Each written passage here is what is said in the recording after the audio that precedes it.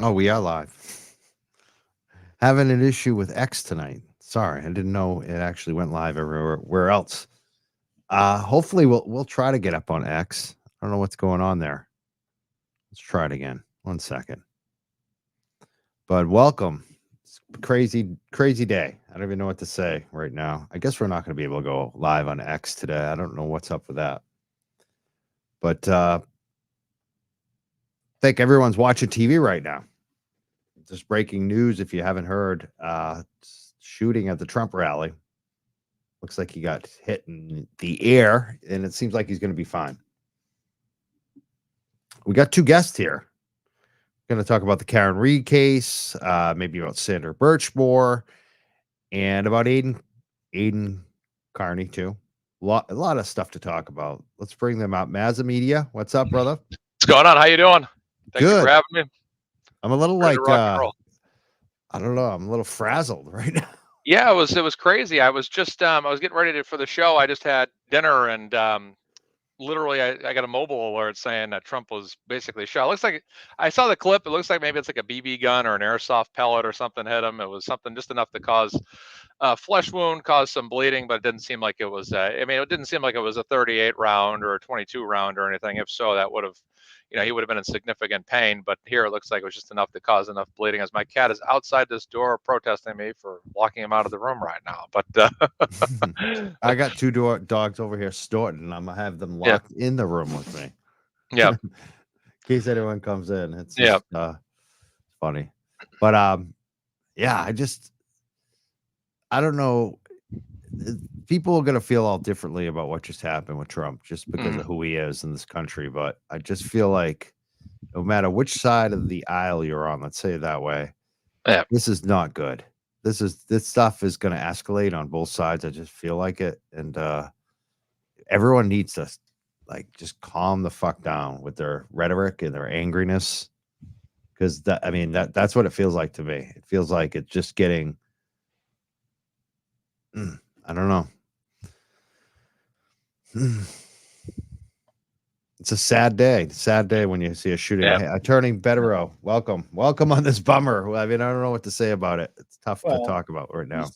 Appears to be okay. So whatever you think politically, it's bad. Obviously, I agree. We were watching the news at home, and I wondered if it was a BB or something, because he's clearly hit in a bad spot, but it doesn't look serious, which makes you believe, hopefully, that it's some kind of sick and twisted prank designed to foment further dissent, and it worked. So any event, he appears okay. So whatever you think of him, that's a good thing. Yeah, I just hope that we don't see more of this. Yeah. The last few years we've seen, we saw Nancy Pelosi's husband get attacked. We saw another guy, Steve Scalise. He got it's been both sides, both parties get violent shit has been happening to them. And you're not going to have the best people in politics when this is what happens to them. Yeah. The one thing I just want to say real quick, I just want to interject. We're all here to free Karen Reed. We're all here to support Karen Reed and Turtleboy. And the one thing we don't want to get into right now on this show is a debate with everybody that let's not lose sight of the fact that we're here for Karen Reed. We're here for people like Turtleboy. Are people getting fired up in the chat about it? Yeah, a little bit. I'm just having some people take a couple comments at me, and just respectfully to everybody. I saw the video twice. I assume it's a BB gun. I don't know, but I don't want to get. Let's not lose sight of why we're here. We're here to support Karen, and let's not let politics and our political opinions tear us apart. So let's just stay focused on this, and we're just reporting what's happening, and let's just stay in unison here. And that's all I just want to say. So back to you, Mike. Sorry about that. I agree. That's what I'm trying not to happen. I just think people need to just relax a little bit on all sides. I think people know where I stand, and I don't think it's a good day when something like this happens.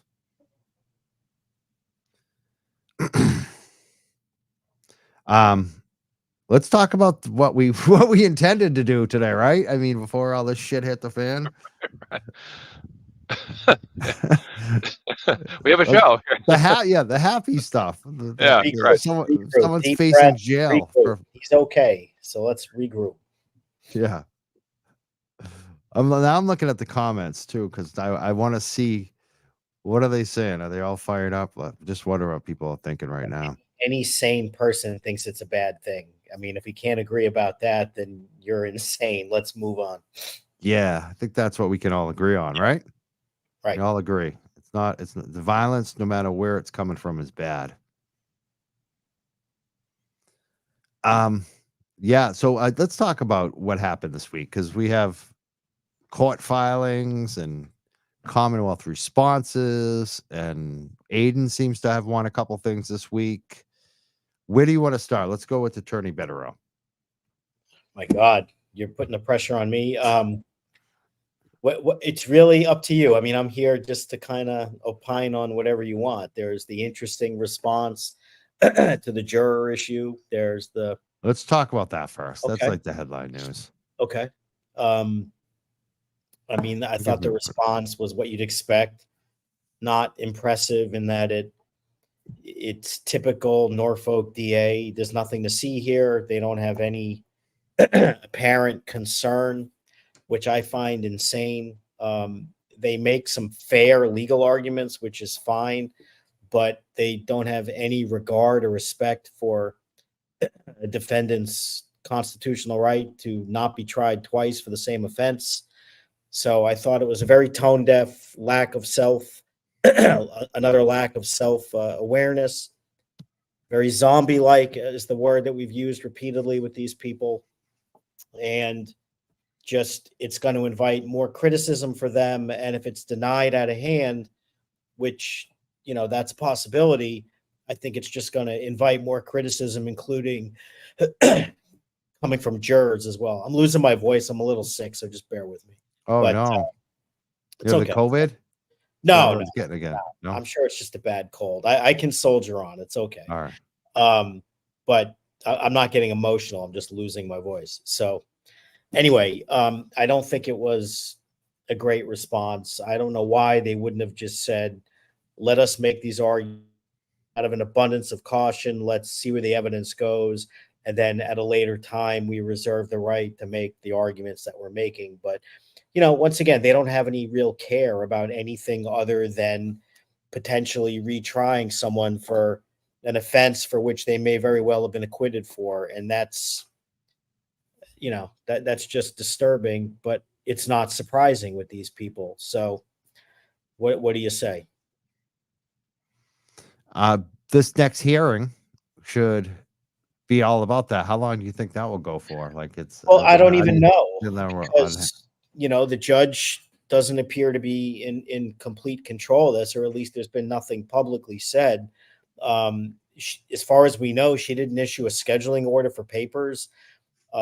Did she preclude the defense from writing a reply, or did they get a deadline? Because otherwise, I'd assume they're going to write something back early next week.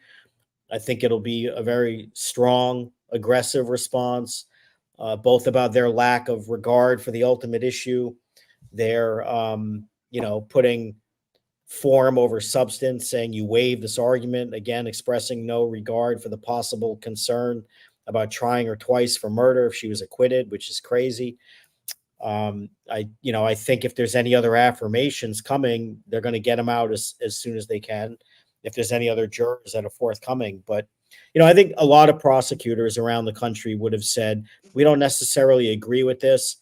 We're going to, make the arguments, but out of an abundance of caution and transparency, given the allegations that have been raised, which appear to at least be credible on the face, we ought to take more evidence on this, see if the jurors are willing to confirm that this is the case. And if it is, you ought to have a hearing and then go from there. It doesn't mean the defense wins on this, but to file papers and basically say that this is essentially a frivolous motion, to imply that it was almost unethical for the defense to speak to the jurors in the way they did after they got contacted by them, I think is laughable.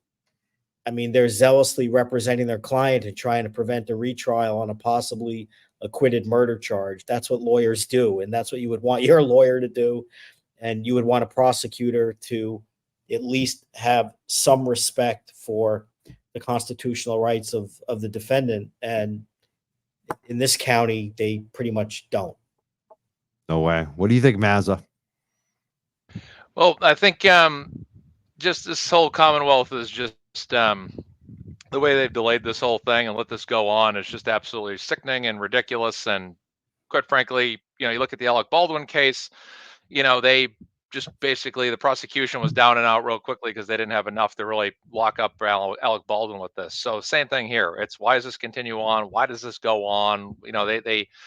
Because they're trying to force the issue. They're trying to force the narrative that they believe Karen Reid's guilty, that Karen Reid did this. And this is why everyone, when they look at the judge, when they look at the Commonwealth, they're of the belief that they're all in on it and they're all conspiring against Karen because they won't let it go. They won't let it go. And that's where I leave it.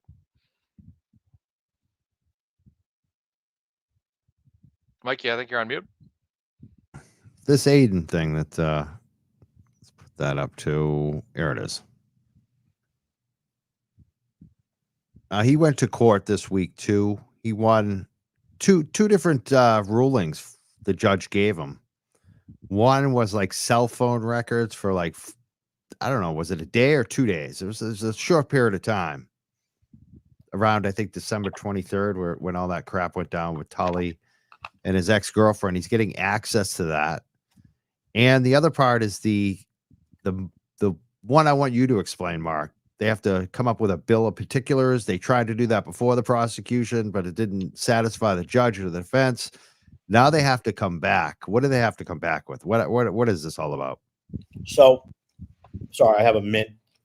It's fascinating that of all places in Massachusetts, it's like pulling teeth to get the most basic discovery and relevant evidence. And you just would never think that a place like Massachusetts, for what you perceive it to be politically with, due process and whatnot, you'd think it would be an easy place, but apparently not. So a bill of particulars is just notifying a defendant with a little more specificity than an indictment on what the hell you're charged with, what you did. In this case that, we've talked about this before, it's some form of alleged witness intimidation, some form of alleged wiretapping, whatever. And a bill of particulars is just saying, could you tell me what it is you allege that I did that's illegal in violation of this statute with some degree of detail? It doesn't have to be much detail,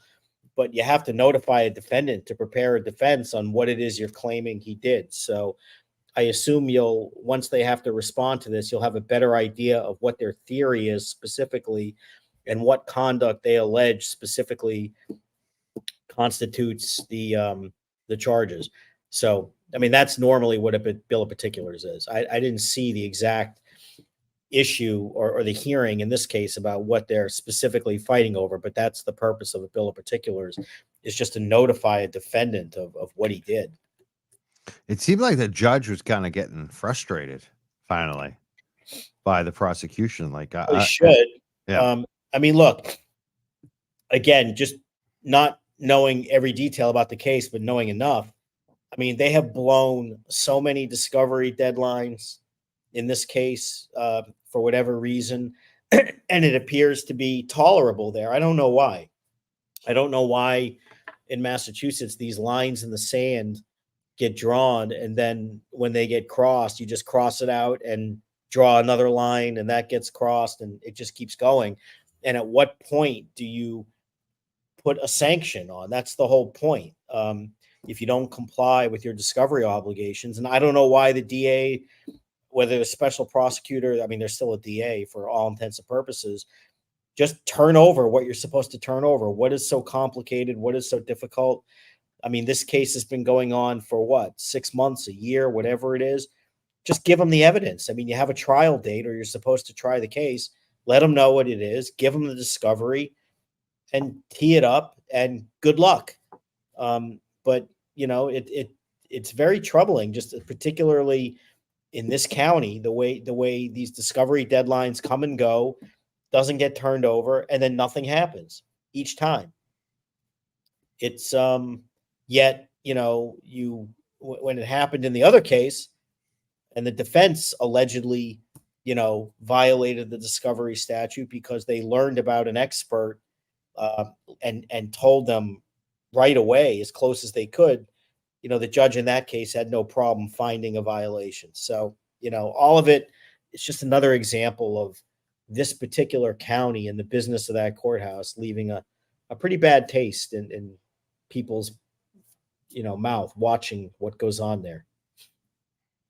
I like this right here. I'm just reading it. It says at the end, this is what the judge, nonetheless, the Commonwealth's bill of particulars falls short, advising the defendant in the court of the time and place, manner, and means of the defendant's conduct for each of the alleged incidents that constitute violations of general law, chapter 268, blah, blah, blah. Right.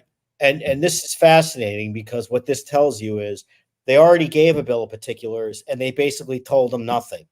And then he has to go back and beg and argue for more, and they don't do it on their own. They have to get ordered by the court to do it again. And these are the kind of red flags you have to be watching out for to say, why is it pulling teeth to get basic information to supplement the charges to notify a defendant what you're charged with? I mean, why do you have to literally get a bill of particulars, ask for it to be supplemented, they oppose it, you have to file a motion, they oppose it, and you have to have a judge order it?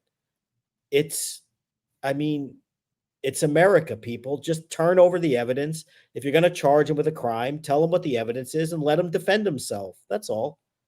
It's the big deal. Now, let's say August 1st comes along, and which I expect, and they don't comply with it. or it's just terrible. It's more of the same jibber jabber. What do you think the judge is going to do? Is there a chance the judge could throw this out against Aiden? I don't know if he would do it on August 1st, but at some point you have to do something. Now, I'm not ready to say it won't happen by August 1st. I mean, I understand they kind of replaced the prosecutor with someone who at least ostensibly is more of a professional. I mean, he's a retired judge.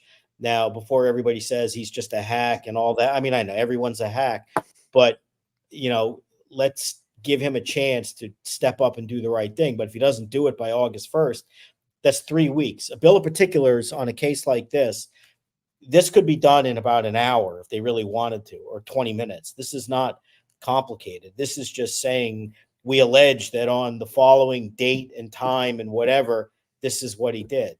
It's not complicated. Now, part of the other part that Aiden won, he basically is getting these cell phone data. It's and I think I know where he's going with this. I think everyone does. It's obvious in his defense too. It's about Tully and the girlfriend and the communication. Do you think Tully wants to go on the stand? I mean, do you think that he wants to defend this? Because I think it's pretty obvious what they did. No, although when you're getting the records from Verizon and you're getting them, 6 or 9 months later, I'm not sure what you're really going to get. I mean, you may get call records, you may get text records, but this is not Celebrate type stuff. You may not be getting actual communications as opposed to proof of communications. So now I don't know enough in terms of what they're trying to establish. I don't know if the girlfriend is denied having any contact with Tully when this was happening, and that the proof of the calls and texts alone would somehow expose her as a liar, which in that case would have a lot of value. But if you're trying to get substance, I'm not sure that's what you're going to get from just getting, Verizon records. You have to, dig deeper than that. What do you think, Bazza? Sorry, I had to step away for a minute there, but you guys, I'm sorry, I just got back. You guys are talking about Turtleboy, right? Yeah, we're talking about the records being seen. Like he's going to get some access to some phone records. Yeah, absolutely. He should. He deserves that. He should also get all his equipment back as well that they seized from him. And they basically just taken all his stuff. And Tim Bradle had a terrific performance in court this past week. He basically hit all the key marks that he needed to hit. He got all his points across. It was really fantastic the way he went out there. And what really gets under my skin about this whole thing is just the lack of judge action on this whole matter, where Tim Bradle will go up there. He'll make great points. He'll cite the law. He'll cite sometimes other cases that have taken place. What is normal? And then they'll just kind of sit there and they really don't do anything. And then they kick the can down the road again. And here we go with another hearing date. And we'll see you all on August 29th. And this all continues on and on and on to no end. And that's what I'm finding extremely frustrating about this process. It's just like the Canton 9. The Canton 9 were charged with witness intimidation for standing across the street at a pizza place. And then if it was so chaotic and so crazy what they did, why is it? I mean, that was last September. It's July. I think that was September or October of last year. I think it was like 2 or 3 weeks before Turtleboy was arrested the first time. They've just been sitting on that thing for 10 months now. It's just, they have no purpose with this at all. Ken Mello gets up there and regurgitates a bunch of things and says a couple things and blah, blah, blah, blah, makes no sense at all. Tim Brado's like, he should get his equipment back. This is all just ludicrous, and it's been going on for way too long. And you have to question what's really going on here, and none of us can help ourselves but do so. When you look at the Canton 9, when you look at Turtleboy, and you look at Karen Reed, who are all basically accused of things that are ridiculous, and on these things go to no end, and it's always deferring, and it's extremely frustrating to watch and listen to, quite honestly, and the way they're treating Turtleboy, and they have no case against him, and I think they're just afraid of him suing them sooner rather than later, really. Excellent. I just want to let the people in the chat know that our moderators are posting some links up if you want to support Karen Reed. Kelly Reed has a popcorn store going where the money goes to the Karen Reed Defense Fund. We're supporting Kelly Reed, so you can check that out. That's pinned. We're also going to be probably posting as well the Turtleboy Defense Fund. So those are two great ways you can support these defense funds. Thank you to our moderators. Our moderators are great. Miss Shorty's in there right now. We got Stephanie, we got Jen, and we also have MJ. They're great moderators. Thank you so much, ladies, for helping us out in there. Great and work you're like on the opposite team, aren't you, Mazza? You're doing popcorn too, but you're not with Kelly. You're supporting the other guy, that dude that made a horrible video today. Did you see that? Paul Christopher? No, I'm not. I supported Paul the last time. I announced my support for Kelly Reed. I switched this time. Paul messaged me and he was like, "What are you up to?" I'm like, "I'm supporting Kelly this time around." Oh. She referenced all the things she's done for me, allowing me into court with the family, and no, I'm just kidding. But no, you're a defector. I usually support a different person every time usually. So yeah, this time one time it was Nick Rocco. Yeah. Then Paul. So this time it's Kelly. So I alternate. Did you see Paul video he put out? The Auntie Deb one? No, that was a good one, but that was yesterday. Today, yep. Paul is vicious. Kelly is too, but Paul put out a video that's Kelly Reed AI talking about how great of a man. Oh, you could tell it's clearly a doctored video. They will stoop to no level to compete in the popcorn competition. It's been very hilarious to watch, that's for sure. I got to check that out. That is funny. That's on the Facebook groups there. Yeah. Oh, it is. Oh, okay. It's not on his Twitter. Okay. Right, I didn't see it on the Twitter. I saw it. Yeah, Facebook. Thank you though for everyone who's been donating to that. The popcorn, no matter who you pick, whether you're with Nick or like we are now, we're both with Kelly, or if you're with that guy Paul, that evil Paul guy, it's good to raise money for Karen Reed. Let's put up a couple other things too. There's some other crap that happened this week. Yep.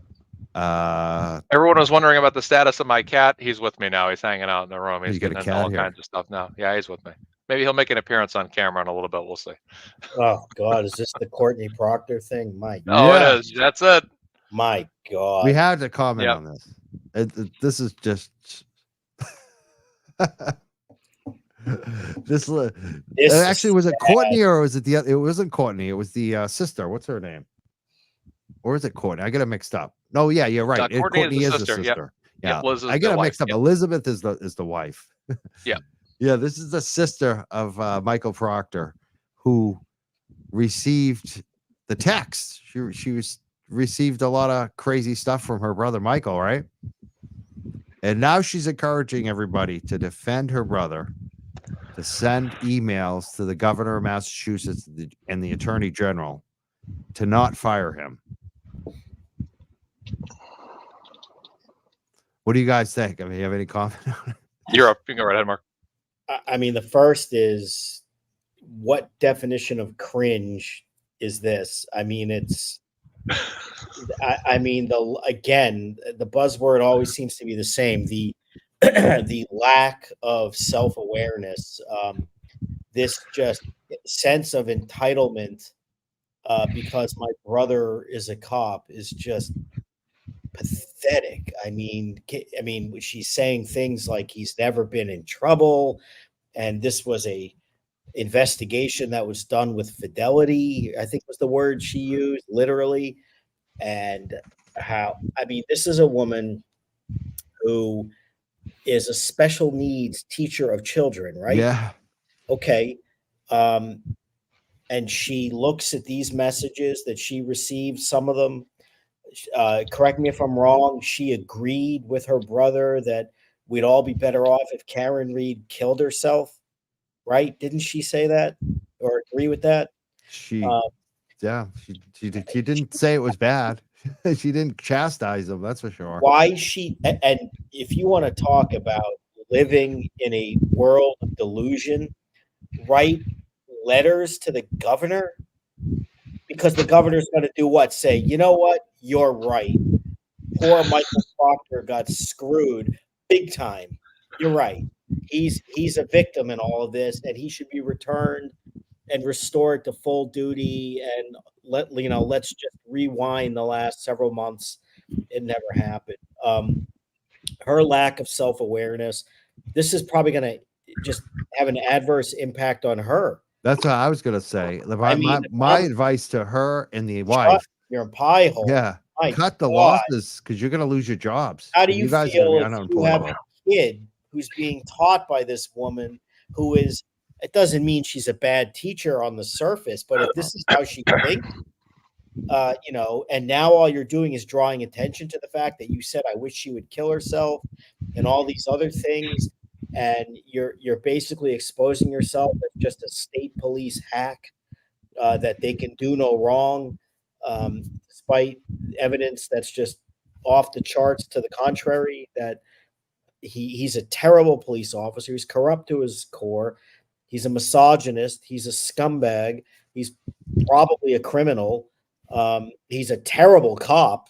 Like, that's a whole separate and apart from being corrupt. He's just a moron. If you believe what he says, if you believe him, he's also emotionally unstable, which demonstrates he's not fit to be a homicide detective as well.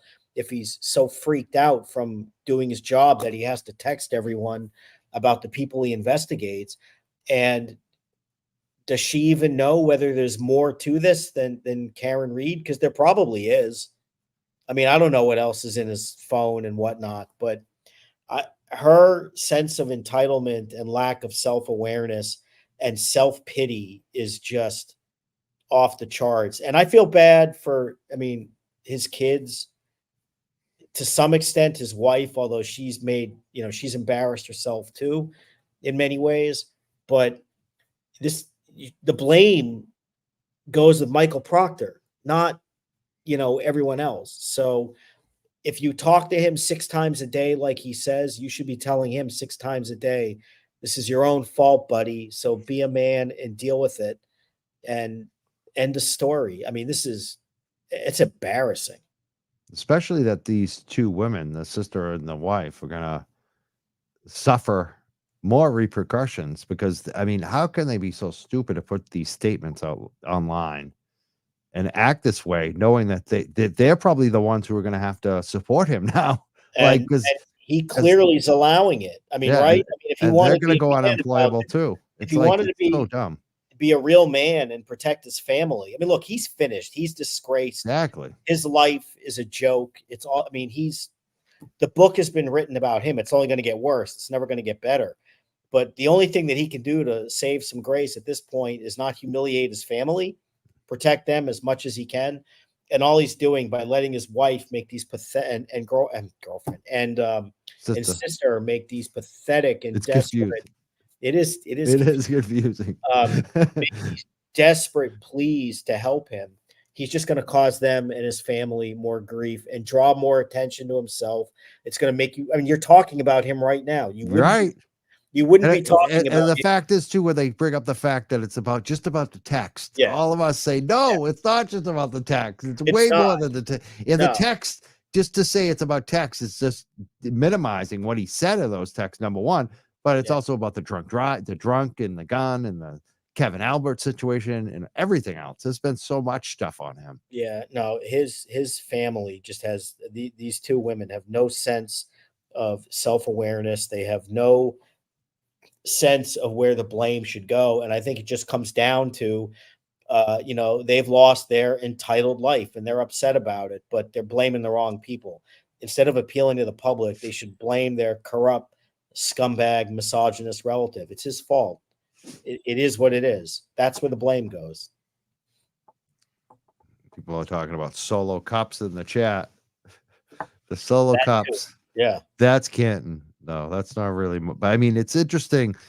I feel like the two cops that went down now, Kevin Albert and Michael Proctor, I just have a feeling that they're also probably subject of federal investigations. What do you guys think about that? Do you think that's outlandish to have the suspicion that those guys might be eventually federally indicted for some stuff? Well, I don't think it's outlandish because the feds were looking into stuff that involved this case. I mean, they interviewed people. That Michael Proctor testified in a federal grand jury. I mean, we heard that. That the feds got his phone and gave that over to the parties in the Karen Reed case. I mean, that.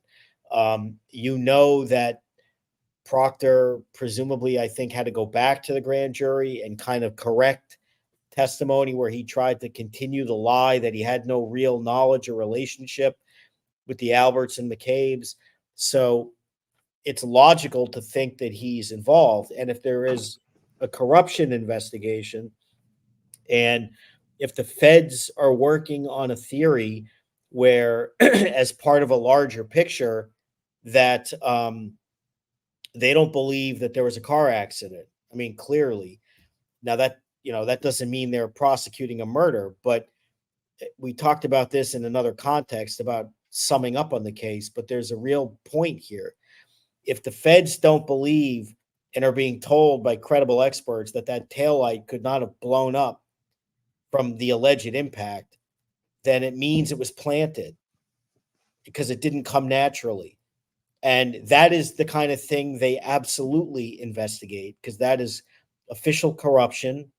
And if they planted evidence framing someone, that gets investigated under a very nasty, nasty federal criminal statute for civil rights crimes, 18 USC 242, that, anyone acting under color of law who intentionally violates a person's civil rights, that's 18 USC 242. I mean, that's what they charge the cops who beat the crap out of Rodney King. Though that's, any cops who intentionally violate rights, that's what you can get charged with. And certainly planting evidence would constitute that. Illegally searching her phone could do that. There's any number of things. So do I think that these guys are potentially getting looked at? Of course. And what kind of jail time federally do you get for those charges, like the civil rights violations if you're a cop? Well, it depends on the federal sentencing guidelines and other considerations. I mean, the feds, they do it in months. You look at the guidelines, it would be presumptively incarceration for a period of months. But then you also have aggravating and mitigating factors. And Proctor screwed himself by doing something that I had thought he wouldn't have done, and had volunteered to give him free legal advice, not literally, but talking to you, saying, don't testify in this case. You shouldn't. That's an aggravating circumstance because he probably perjured himself at the trial. So that's going to add some time. Eventually, if he cooperates with them, if he helps them out, He could get what's called substantial assistance credit under what lawyers call a 5K1 letter, which can help you out a lot, but it won't help him out as much as it would have if he didn't lie in the trial. But, you know, depending on how much assistance you provide, it can help you a lot. I mean, Sammy the Bull gave substantial assistance and he killed 19 people. Yeah. And he, you know, he didn't get that much time. That's kind of the shadiness of, I think, the judicial system when they did the same thing with Stephen Fleming for a while. I mean, he's in, you know. I cross-examined years ago a Colombo gangster who had killed 5 or 6 people. He got a 5K1 letter. He basically got time served because he helped put away, you know, acting boss, the consigliere, other guys. I mean, that's, you know, they make deals. If Proctor gets on the team and gives up all these people, he'll get credit. But if that's ultimately what he does, he should have done that before. He should do it. He should do it sooner than later too, before it's not too late. But he should have done it like a month ago before he lied in this case. He could still do it, but, you know, he's going to be less credible because if he's willing to lie repeatedly, including under oath at a trial, less value. Yeah, the feds are going to have concerns. I mean, suppose his testimony were to lead to indictments of other people and he becomes a government witness. You know, imagine what lawyers for other people could do to Proctor, knowing about the text, knowing about everything else. And if Proctor says, oh, by the way, I committed perjury at Karen Reed's trial. So, you know, he's really damaged his credibility, even if that's such a great point to just to think about for people, because I know his deal got worse. I think they should just flip, but if they flip, the feds don't even have any value in them because they've damaged themselves so much. I don't know if he has no value, but his value is a lot less than it was. And that, number one, makes them less willing to use him. And if they do, it makes them less willing to give him, you know, the credit that he would want, because they still have to make an initial assessment, even if he proffers to them and tries to cooperate, whether they believe him, because Proctor is one of these. I mean, he's essentially the Mark Furman of the case, right? I mean, it's just a matter of, do you want to believe anything the guy says? I mean, he's still running around having his family say what a good guy he is. So like morons. He's using surrogates to this day to continue the lie. So you'd think someone from the union or somebody that was like savvy with PR at the state police would at least tell him, like, shut your sister and your wife up, because you're just putting yourself more in the headlines by doing that shit. I will never understand why his lawyer let him testify in this case. And because you have to consider all options and you have to consider the federal thing. And if you don't know whether he's going to tell the truth or not in this trial, if it turns out that he, you know, is going to stick with the same story that he went with in this case, then he's just going to get hurt in the event he gets indicted by the feds. And, you know, if you can take away the text messages, just look at the merits of his testimony, like, on their own, without all the bad things that he said about Karen Reed, and ask yourself, like, does it make sense? I mean, he says, I knew it was a car accident because she's lying, and, you know, John O'Keefe is lying there with one shoe on. And I've seen a couple of car accidents in my career where somebody didn't have a shoe on. So he's lying in the middle of the grass with no shoe on. So I thought that was a car accident. That doesn't make any sense without more. So much so that I didn't even need to go in the house or care. That doesn't make sense. So much so that I was more interested in the Aruba girls than I was in the 34 Fairview people. That doesn't make sense. So much so that I ordered a tow truck before I knew anything specifically.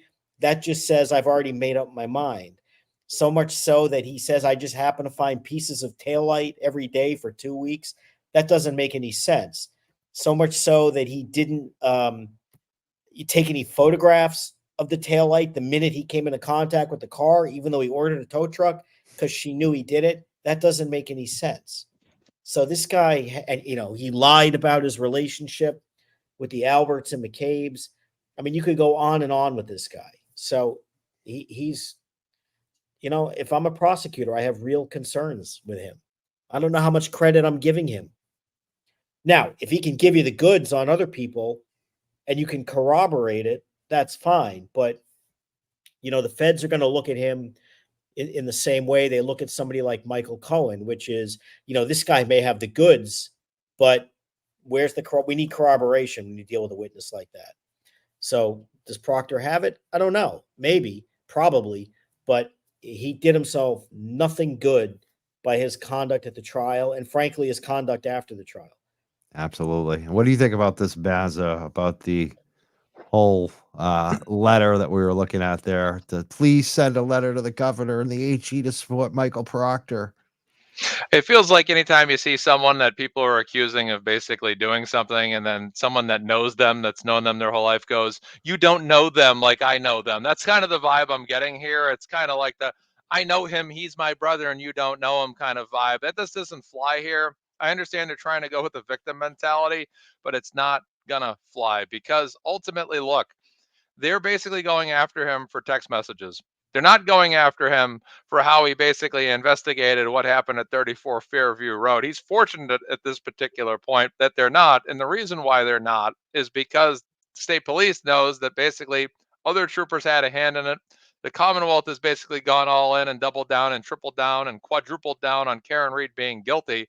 And basically they're all stuck between a rock and a hard place right now. So she was on Facebook and someone posted a screenshot about this on Twitter, the Karen Reed Trial Not Free Karen Reed group online. And basically what she says here is, please continue to spread the word, because the true crime in all of this is what Karen did. And then what she said, she and her defense team did to involve the Attorney General's office, who 100% abused their power to access my brother's cloud. That's the real conspiracy. Demands a state police officer. He has to abide by a certain set of instructions on how he does particular things. And basically him and a few others have drawn quite a bit of attention to themselves to raise suspicion from the Attorney General's office level. And that's just final. And they're upset right now, but they're fortunate. But I wonder if they're trying to position themselves where Michael Proctor will actually go after the state police, because I'm wondering if they're curious that they won't go after him about everything else that he did. And they're just going to make it all about the text messages, which is going to open up the door for him to try to sue them for firing him potentially over text messages. Mark Better, you're shaking your head. Let me know what you got. Go right ahead. He's toast. I mean, and it's just, this is the most basic politics. The idea that the Proctor ladies are going to start an email or letter writing campaign to the governor, play this out. I mean, imagine you're the governor. Okay, let's weigh the politics of this. Shit can Michael Proctor. Okay, look at me. Or defend him and say, enough's enough. He's not a bad guy. They're going to start asking for her resignation or whatnot. No chance. The colonel of the state police, yeah, I'm going to stick up for him, and then you're going to get canned. Yeah, by the governor. Michael Proctor is a sacrificial lamb. He is. I know that people. Yeah, now people are sending the governor and AG a letter to fire Michael Proctor because of Courtney, and Elizabeth Proctor's crazy statements. But I think they should be asking to fire Tully and Buchanan. If you're going to send the AG and the governor, ask them to do more, because Proctor is the sacrificial lamb. He's gone. It's all done. They're not gonna, but they think that's it. They think that Proctor is like the carcass on the road. It's just a matter when they come pick it up and take it out with the garbage. He's toast. Because don't forget, he's also useless to them. He can't ever be an investigator. He can't ever really testify in court, other than he's demanded to by like the defense in this case. I mean, he can't investigate crime, so he's useless. I mean, some of this is just basic, common sense in terms of why do the taxpayers want to pay this guy? I agree with you. The real issue is, what is the discipline going to be for Buchanan and the other guys? I mean, Buchanan was his supervisor, and he didn't, do anything about this other than laugh at it, apparently, and agree with it. And then tell the same story about finding taillight pieces. So you could go down what we just talked about 10 minutes ago, and that soliloquy about, forget the text messages. Do you believe anything that Proctor was saying? Do you believe anything that Buchanan was saying? No. About finding taillight pieces? pieces. The inverted video that he tried to initially suggest was real about changing his opinion, who's doing what in the Sally port. He's a mess too. And and in some ways, he's more arrogant than even Proctor was. I mean, he's not the same level of bad because he didn't send the messages, but at a retrial, he's going to be even more important. Now, Buchanan was chasing, he went up to Gloucester to harass Katie for sending an email. And I heard he's from Sean McDonough and some other sources that have been talking about that he's been chasing rubber duckies around. Did you hear about that, Mazza? I heard something about rubber ducks. Yeah, exactly. Someone might have put a rubber ducky in front of D&E or something like that. Yeah, I heard about that. Yeah, they're investigating it very seriously. Yeah, exactly. Like they didn't investigate John's death. Buchanan, if you're into body language and stuff, and it's kind of ironic because they went to the courtroom so that you could see it, where perhaps you wouldn't. He really wants to put out the perception that he's a smooth operator, that he is a confident, real good guy. I mean, the way he sat there slouching on the witness stand. I don't know if you remember this. He had his arm up, barrier, like he's just one, like all wide open. Like he's the guy that you don't want to sit next to on the tee. He's just a calm, cool customer. You know what that tells me? It's all an act, that there's a deep insecurity. There's a nervousness there. And the other reason that is because the minute the light went on in Alan Jackson's head and he realized that video was off, Buchanan was like laid down. And this is something where they didn't really have the time to do it the right way and much time to think about it. But you give, these maestros real time to kind of prepare and really think about it, they're going to destroy him at a retrial. I mean, they are going to absolutely expose him. And that's going to be a real interesting thing to see how that factors into whether there is going to be a retrial, because if I'm him, I'm not feeling confident at all, because that prior testimony exists and nothing's going to take away what he claims the video showed the first time and what it really shows now that combined with what they're going to learn in the next several months. Get quite a few people watching. Unfortunately, we're not on X tonight. I don't know if there was an outage. It's weird. Is there any issues with X that we know about? No? I don't think so. No, not at all. It's the first time it's never let me go on. It's so weird. Oh. Usually it's Facebook, the one that gets like more hung up. Mike, by the way, address the viewers here about the Trump discussion. The mods are kind of having to contest a lot of people right now. Won't give it up. What's going on? Say that again. The mods are trying to get everyone to stop talking about Trump in the comments. Just won't stop. Yeah. Well, I mean, if people, it's the news of the moment. I mean, people getting carried away. Like, I don't know. I just see the mods kind of contesting people in the chat. That's all I'm saying. I don't mind. Look, it was real. Somebody got killed, so they were real gunshots. It was a real assassination attempt, but because somebody thought it might have been a BB, because it was, obviously it didn't impact Trump more than you saw, that because that turns out not to be the case is not a reason to scream and yell and call people stupid. Obviously, this is a terrible tragedy. So, yeah, obviously, exactly. Let's all agree. And like I said earlier, I saw like briefly before I came on the air, I still have people basically coming after me about my comments. I saw like once or twice or briefly. I mean, I had moments to analyze this before I came on this show. So just let's just have some peace. Let's focus on Karen Reed, folks. That's it. And just get off. It's tough for people, I think, watching. I mean, I was kind of shooken up watching it. So yeah, it's understandable that people want to talk about it. But I think the mods too, I mean, I think people are probably stressed. It's a stressful thing to see, I think, on all sides. Oh, yeah, absolutely. Yeah. But yeah, we are trying to stick to the Karen Reed stuff tonight. There's more stuff too. Like, let me put this back on the screen. We'll get back to this. So you get this crazy message that went out. Please help Michael Proctor. And then look at this one that came in. Did you see this one? This deranged person? No. Who's this from? It goes on and on and on. Does it say at the bottom? Did I get that in the Catherine Peter? Is that who I think it is? Yeah. Oh, well, no, I haven't seen it. Yeah.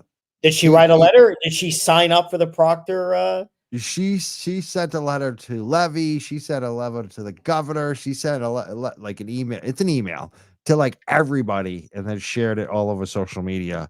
So she, it's great that the Proctor's got one person that's facing felony witness intimidation charges to and has, I think, 2 restraining orders against them. Yeah, 2 restraining orders against them. They got one person to support them. Oh, she's standing up for free speech and privacy. Okay. I mean, I mean, what do you even say? This is just, I don't, I mean, is she serious or is she just a giant troll? I mean, does she believe what she says? Or she is just, it's it's like a woman scorned thing, times 100. Whatever they say about a woman scorned, it's times 100 with her against Turtleboy. That's what it's all about with Kate Peter. Do you agree with me, Mazza? Yeah, she was sitting around in her vehicle, flipping off all of Turtleboy's supporters outside of Dedham Superior Court yesterday, which was or Thursday, which was insane, to say the least. And it's funny because sometimes people make the mistake of thinking that Kate Peter and Aiden actually dated. But Aiden said it many times. They never dated, but she's like the worst girlfriend that you never had. Maybe she wanted to date him, and he was like, "I'm sorry, I'm just not interested," and she's just taken it to heart ever since. I don't know. It could be. I got to tell you, I did not have on my bingo card for tonight's conversation that we would be talking about this woman's potential life partners and boyfriends. That's something I did not expect. That's okay. Wow. You could pass on that one. Yeah, that's a hard pass. And wow. We don't blame you. I think that's all the time we'll give her tonight. You know what's happening on Monday, though? Here we are. Yeah. Monday at 3 to 6 p.m., people are going to be protesting. I would love to go to this, but I can't, unfortunately. I have something else planned. Damn. 3 to 6 p.m., though, at Michael's Morrissey's office in Canton, Mass. I think people have been showing up, and this is another opportunity for people to be heard. Yeah, I mean, protesting is, although in Norfolk County, be careful, right? Yeah, be careful, right? First Amendment has an asterisk next to it in Norfolk County, but certainly people have a right to peacefully express their views. Whatever you call it. Let's call it an assembly. That's maybe a better word. Yeah, I mean, since protest is outlawed there. They're just going to keep inviting this. The way they behave and the stuff they do, it's just going to get worse and worse in terms of the publicity that they get, and the PR they're going to get is just going to get worse and worse. I'm wondering if they're going to end up going to the State House too. I would like to see something for the Attorney General and the governor, because I feel like they haven't done enough. I really don't. What do you guys think? Politically, do you think they've said enough or done enough? Trying to avoid politics tonight, respectfully. It's been a little intense on this show. I don't think politically, I mean, this has nothing to do with electoral party politics, but I don't think politically any higher agency, such as the Attorney General or the governor, is ever going to kill this prosecution. The only government entity that might kill it would be the Department of Justice, because they're blowing it up with other legal proceedings. And the reason that they're never going to kill it is because you have someone who's accused of murdering or killing a Boston police officer, and there is no political benefit either way for, I think, the governor or attorney general to get involved, because you're going to piss off a large swath of population. Whereas if you let it play out, let Morrissey take all the heat and blame him, and then you hope the right outcome will happen. But I mean, it's not normal for higher ups to get involved and just pull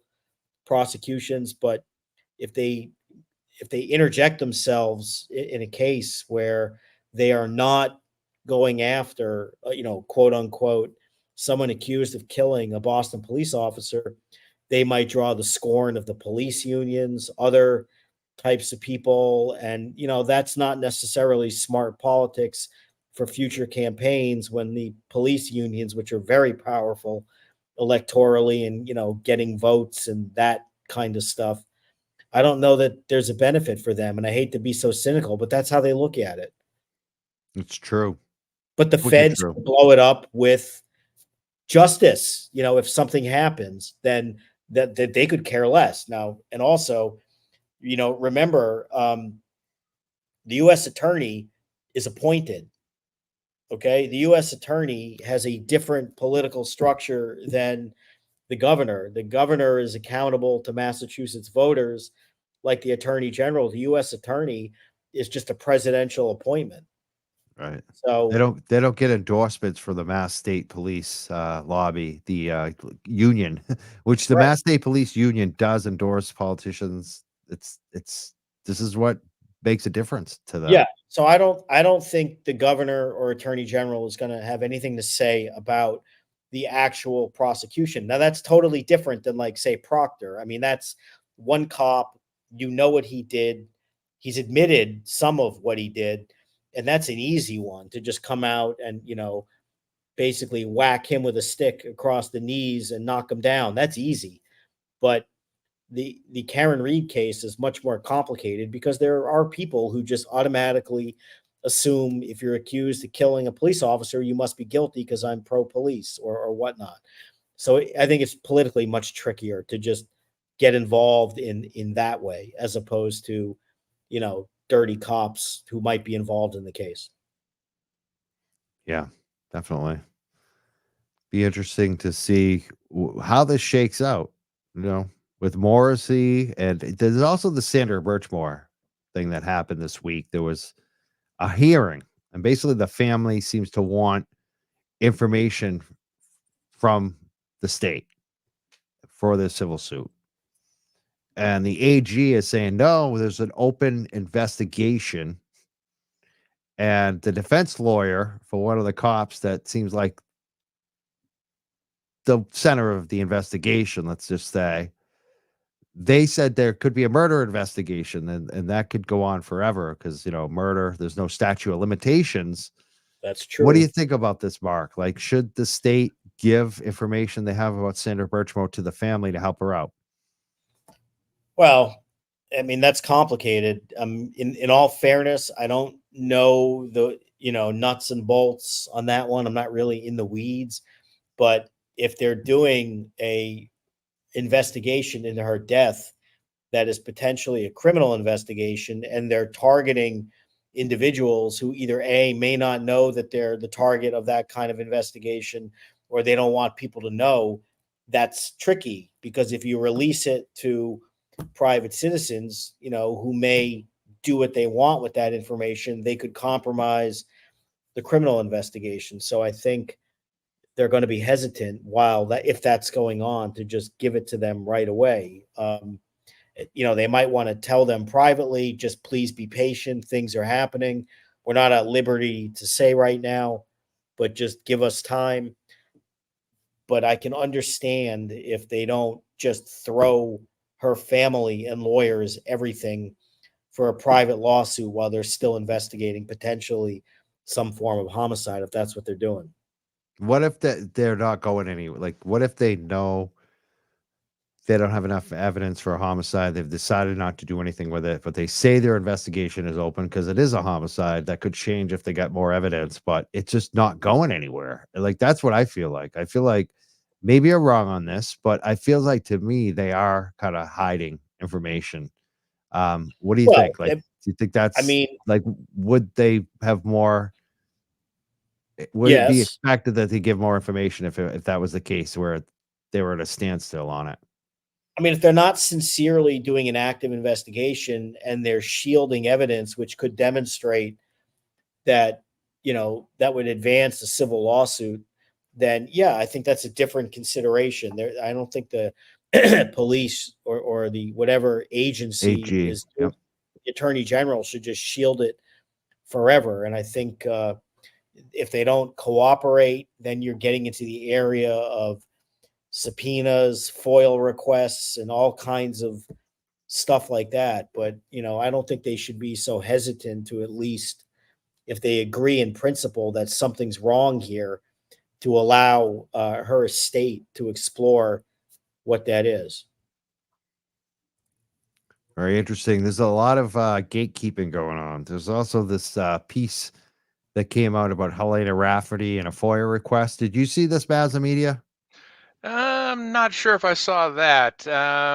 Refresh my memory I on think that. the kid's name's George Stevenson or something like that. Okay. No, you don't know that about that? No, I don't recognize It's that. No. basically a couple of sleuths out there. I think it's Sean McDonough and maybe Ms. Vento. They sent a FOIA request to Helena Rafferty with a specific person's name in it. Mhm. And it basically was the person that they think that John O'Keefe filed the report about. Remember the drug Okay. report? Yes, I do remember the drug report. That I do recall. Yep. Or So it looks basically, like was that name's information. been leaked. It's not Colin Albert. Okay. It's somebody else. But Okay. people are alleging that he's a friend of Colin Albert. Okay, got it. Okay, that'd make quite a bit of sense there. That if it wasn't so and so, that it was this other individual, and that could have led to a little bit of a beef between John and that other son of the chicken parm guy there. And it seems like Yeah. Helena Rafferty hasn't addressed it. Like she basically said, no, we're not going to give up that file. There's an ongoing investigation, Mhm. which again, it seems like they're using that to cover up evidence. She made a statement. I don't know how long ago was that. About a year ago, I would say at the basically saying it's not Colin Albert. It's not. It had nothing to do. That report had nothing to do. But now the name's been basically leaked, and we're still like not. We have no information. Like, do you guys feel like this police chiefs have to give an update about all of that, or especially now the She trial's won't. over, the first Yeah, she trial? won't. Yeah. Just, the way she is, she won't even acknowledge that she was basically, what was it? She hit some guy with her vehicle there a couple months back, and it took her months to even acknowledge it. Once the thing leaked, that's the kind of police chief she's been, and she's just been an absolute disgrace. And I can understand why the people in Canton just don't want her there, personally. She seems like dead woman walking and just like lame duck and hanging on, and no one has any confidence. And I mean, the car accident, no control over the department. She's handing over videos in this case, in the middle of trial, that are all messed up and clearly were screwed with. I mean, she just seems like completely out of her depth and just a complete zero as a police chief, and especially with all that's so wrong in that town. I mean, how could they even consider renewing her? I mean, she just seems out of her depth, and there's no confidence in her. So there's got to be somebody better that the public can have confidence in. Of course, who wants Yeah. that job? I mean, Right. Right. Yeah. Well, Well, the only concern I have too about their situation is if they do get her out of there, what other Canton police officer that the town really doesn't want to entrust as chief gets that position? Is it a nowhere-win situation where most of those cops are, are they corrupt? Can they not be trusted? And if you do get rid of that's the that thing. chief, is Like, that all? Yeah.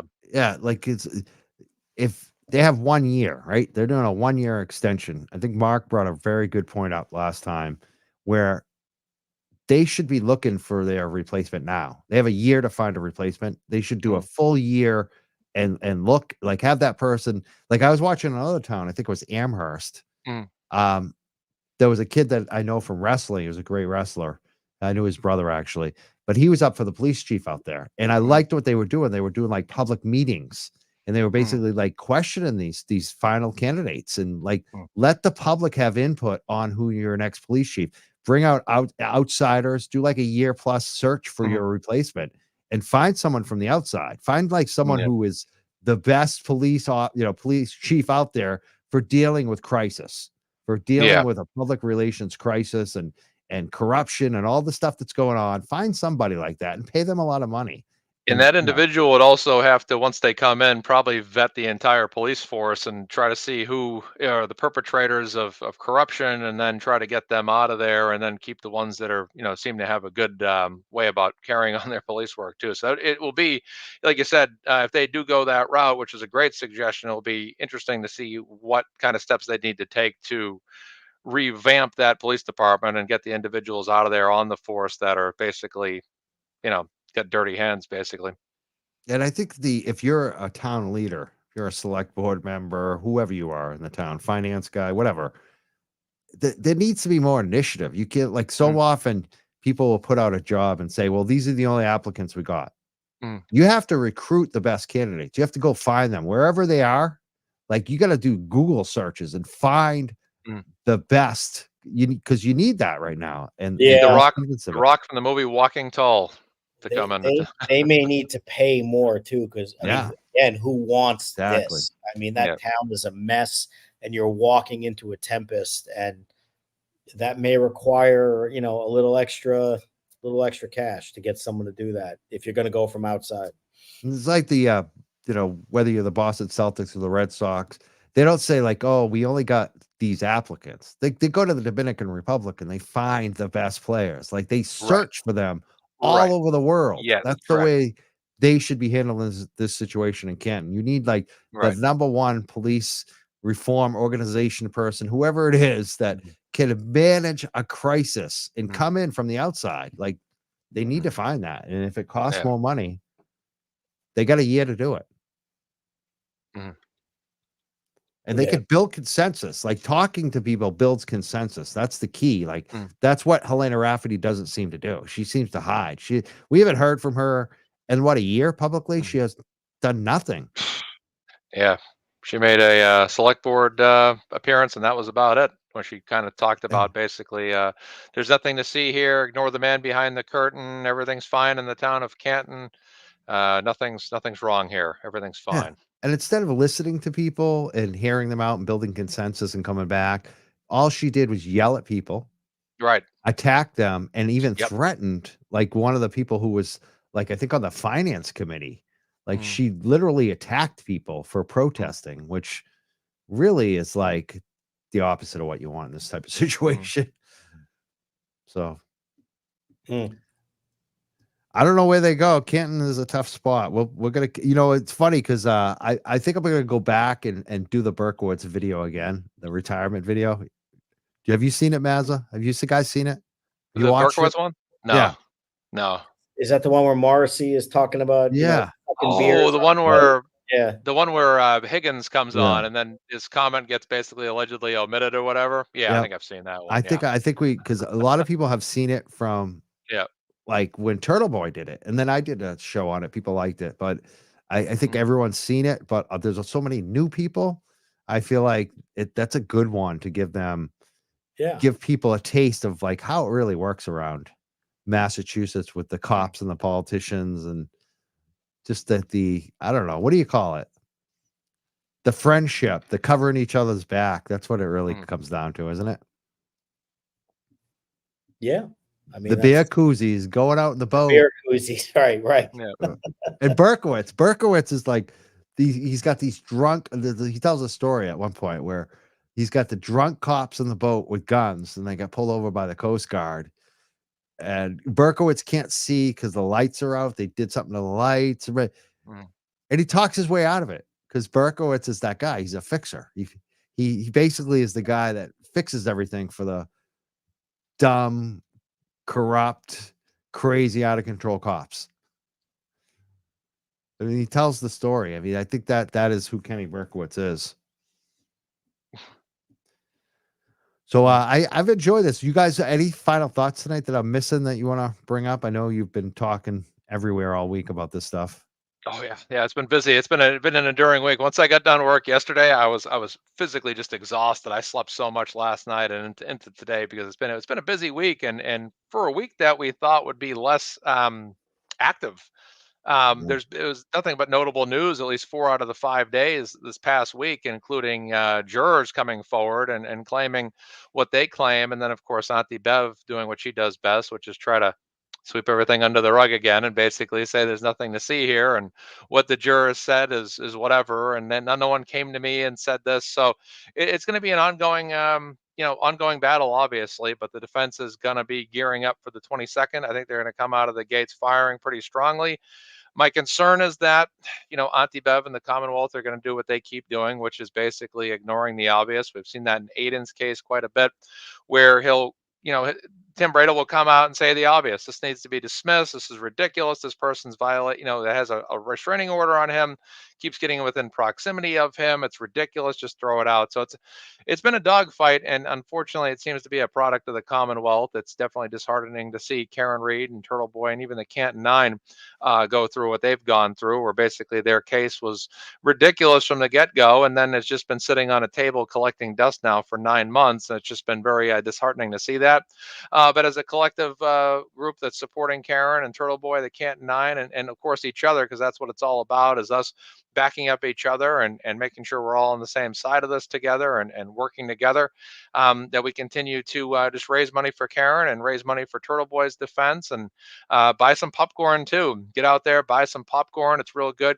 Queso Fire is my personal favorite, quite honestly, just my particular pick, but continue to raise money. And I won't name any names that have popcorn stores right now, but pick the one you want to buy from and go for it. They'll probably message me and say, Mazza, promote mine, promote mine, promote mine. I'm not picking sides, like Jeffrey said in the Fresh Prince of Bel-Air. Don't make me choose. But we have Kelly's pinned to the top in the chat. You do? Okay, all right. That's we right. have the young jerks have chosen. Yeah, that's right. Yeah, you got your It's your all side friendly. in this. It's friendly. Yeah, yeah. The Young Jerks is endorsing Kelly's pop-up store. So yeah.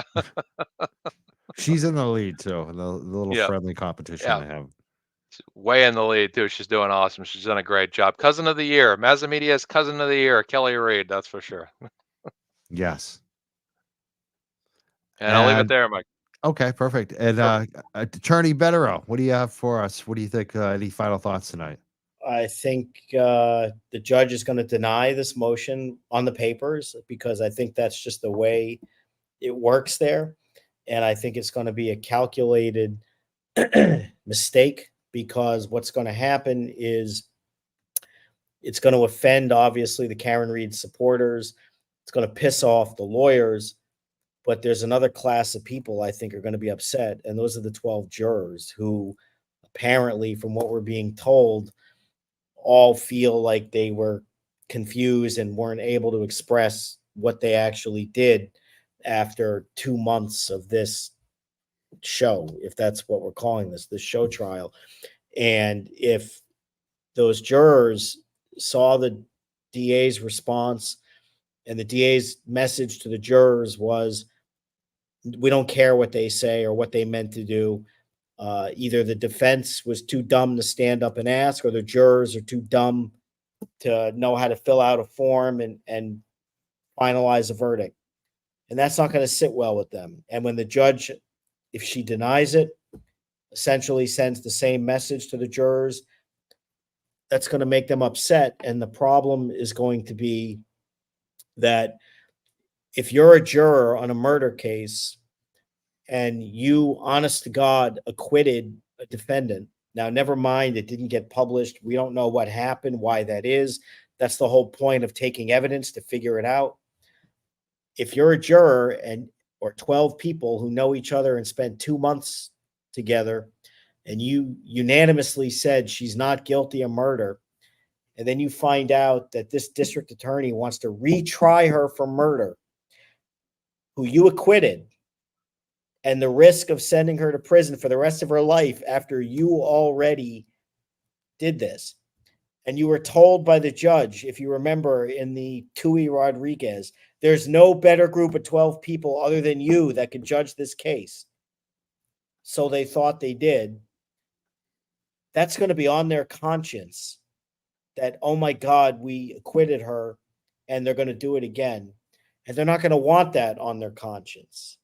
And they're not going to want people to think that they just screwed up. They're going to want people to know what happened. And I think what that's going to do is, ironically, make the jury go public, when that's what the court is trying to prevent, and what the DA is claiming in their papers shouldn't happen to protect them. But this is not a situation where, at least according to the lawyers' affirmations, where they're asking to be protected. They're coming forward on their own saying, this isn't right. And all the forces that be are telling them, we don't want to hear from you. You had your chance.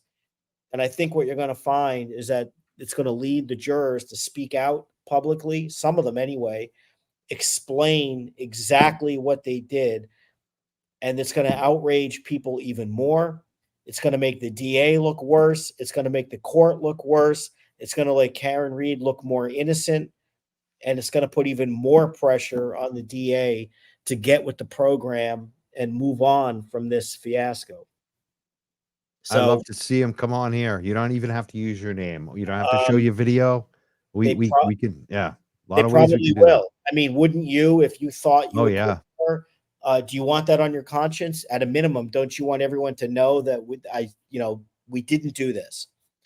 And again, the only risk here is gather more evidence. Let the defense interview jurors. They've volunteered. They called themselves. Get affidavits. And if it warrants a hearing, have a hearing. If one of the jurors says, well, actually, I don't know, we weren't finished. Okay, well, guess what? Then it's a hung jury on that count. But isn't it better that we know?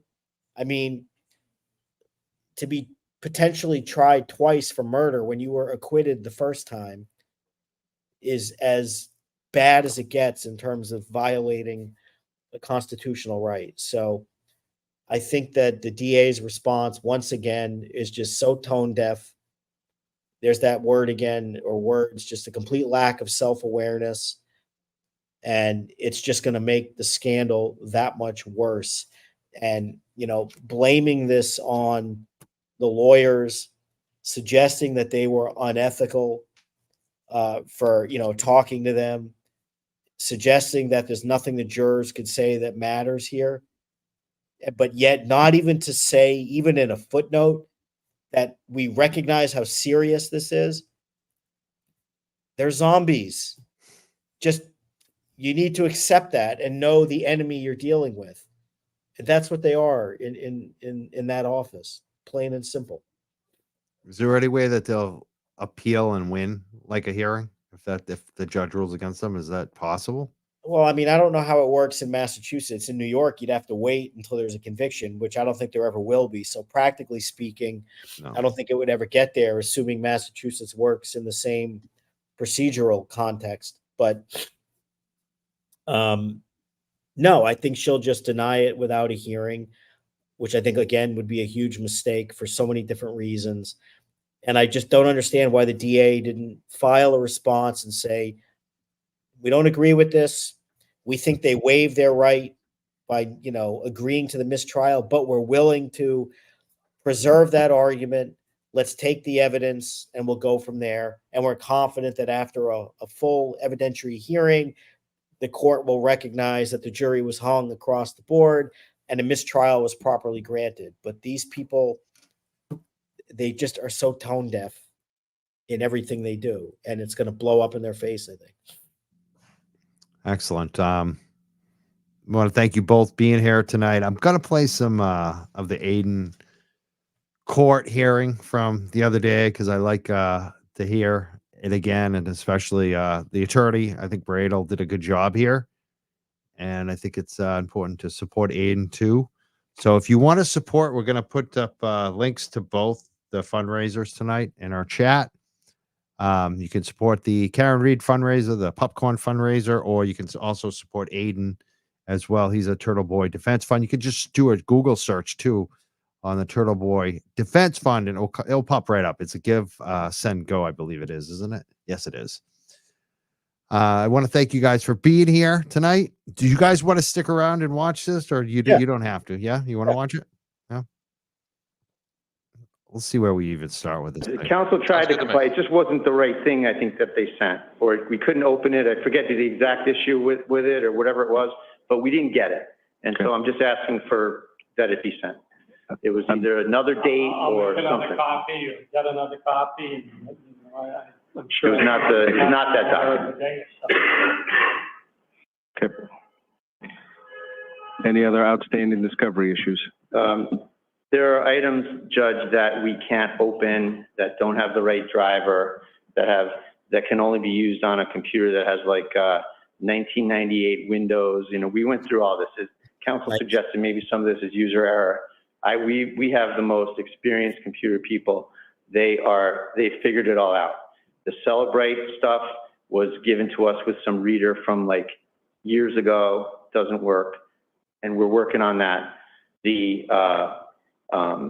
There were some other video items that we can't open, and I'll just keep trying to work with the Commonwealth on that. It's not unusual that, exactly, it's not unusual that happens with the number of players and proprietary software that's out there, so I encourage you to continue to work together on that.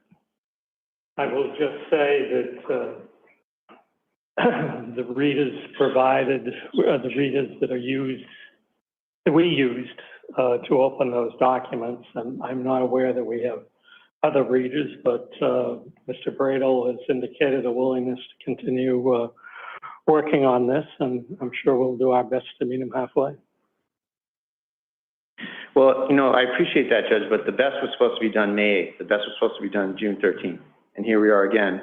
You know, I'd like a little more than just we'll do our best. I mean, could I ask the court to impose a date certain, as we lawyers like to say, so that I can know when this is going to come? I don't think it's my responsibility to buy software for Mr. Bradel. We've provided him with the software that we use for the documents, and he's having trouble with it. We'll assist if we can, but I don't think our obligation extends to being computer technicians. Spoken like a true. It does extend to providing discovery, and if the means they provide it with, Judge, does not work, they need to find another means. Good. Continue to work together on that issue. Thank you. Are we ready to move on to the Rule 17? Rule 17, Your Honor, yes. Okay. Judge, if I may, I would file this one under a no-brainer, that this is a Rule 17 situation. First of all, the notion that the government can oppose a third-party request, I would submit, inherently violates my client's due process. What does the government, what business is it of theirs to defend or to fight off a request to a third party for non-privileged records, Your Honor? And I would point by analogy to the civil side of the docket. As the court sees all the time on the civil end of things, a civil lawyer can file a record keeper deposition to a record keeper at Verizon and have it notarized and send it off and get any sort of non-privileged records they want without taking all this judicial time. And so here we are where my client's very liberty is at stake. We have the government trying to trip us up, trying to argue that it's not relevant, trying to argue that we shouldn't have something from a third party, and interposing all of these factual arguments that I read in counsel's submission about he said, she said, Ms. Gattani said this happened, Mr. Carney said that happened, blah, blah, blah. What we have is Exhibit B to my submission, Your Honor, that Detective Tully wrote in his report, and I have it highlighted here, it's the first full paragraph on the second page. Mr. Mello, and again, this makes Mello a witness, and it makes the Verizon records absolutely germane and important to my client. Ms. Gattani at 10:30 at night calls the special prosecutor, Mr. Mello. They have a conversation. She says to him that Mr. Carney's at her apartment.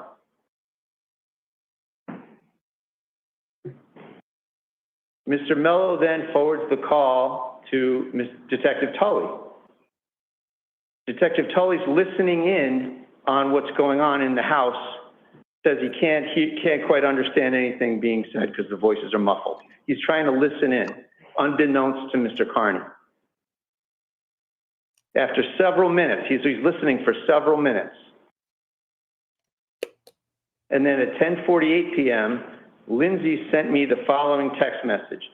Ken said to call you, but I can't now. Ken, I mean, were these out there on a first name basis here? Ken said to call me to call you, but I can't now. He's knocking on the bathroom door. I have to go back out. Please don't call or text, and tell Ken not to because he wants to see my phone. I'm deleting our calls and texts right now.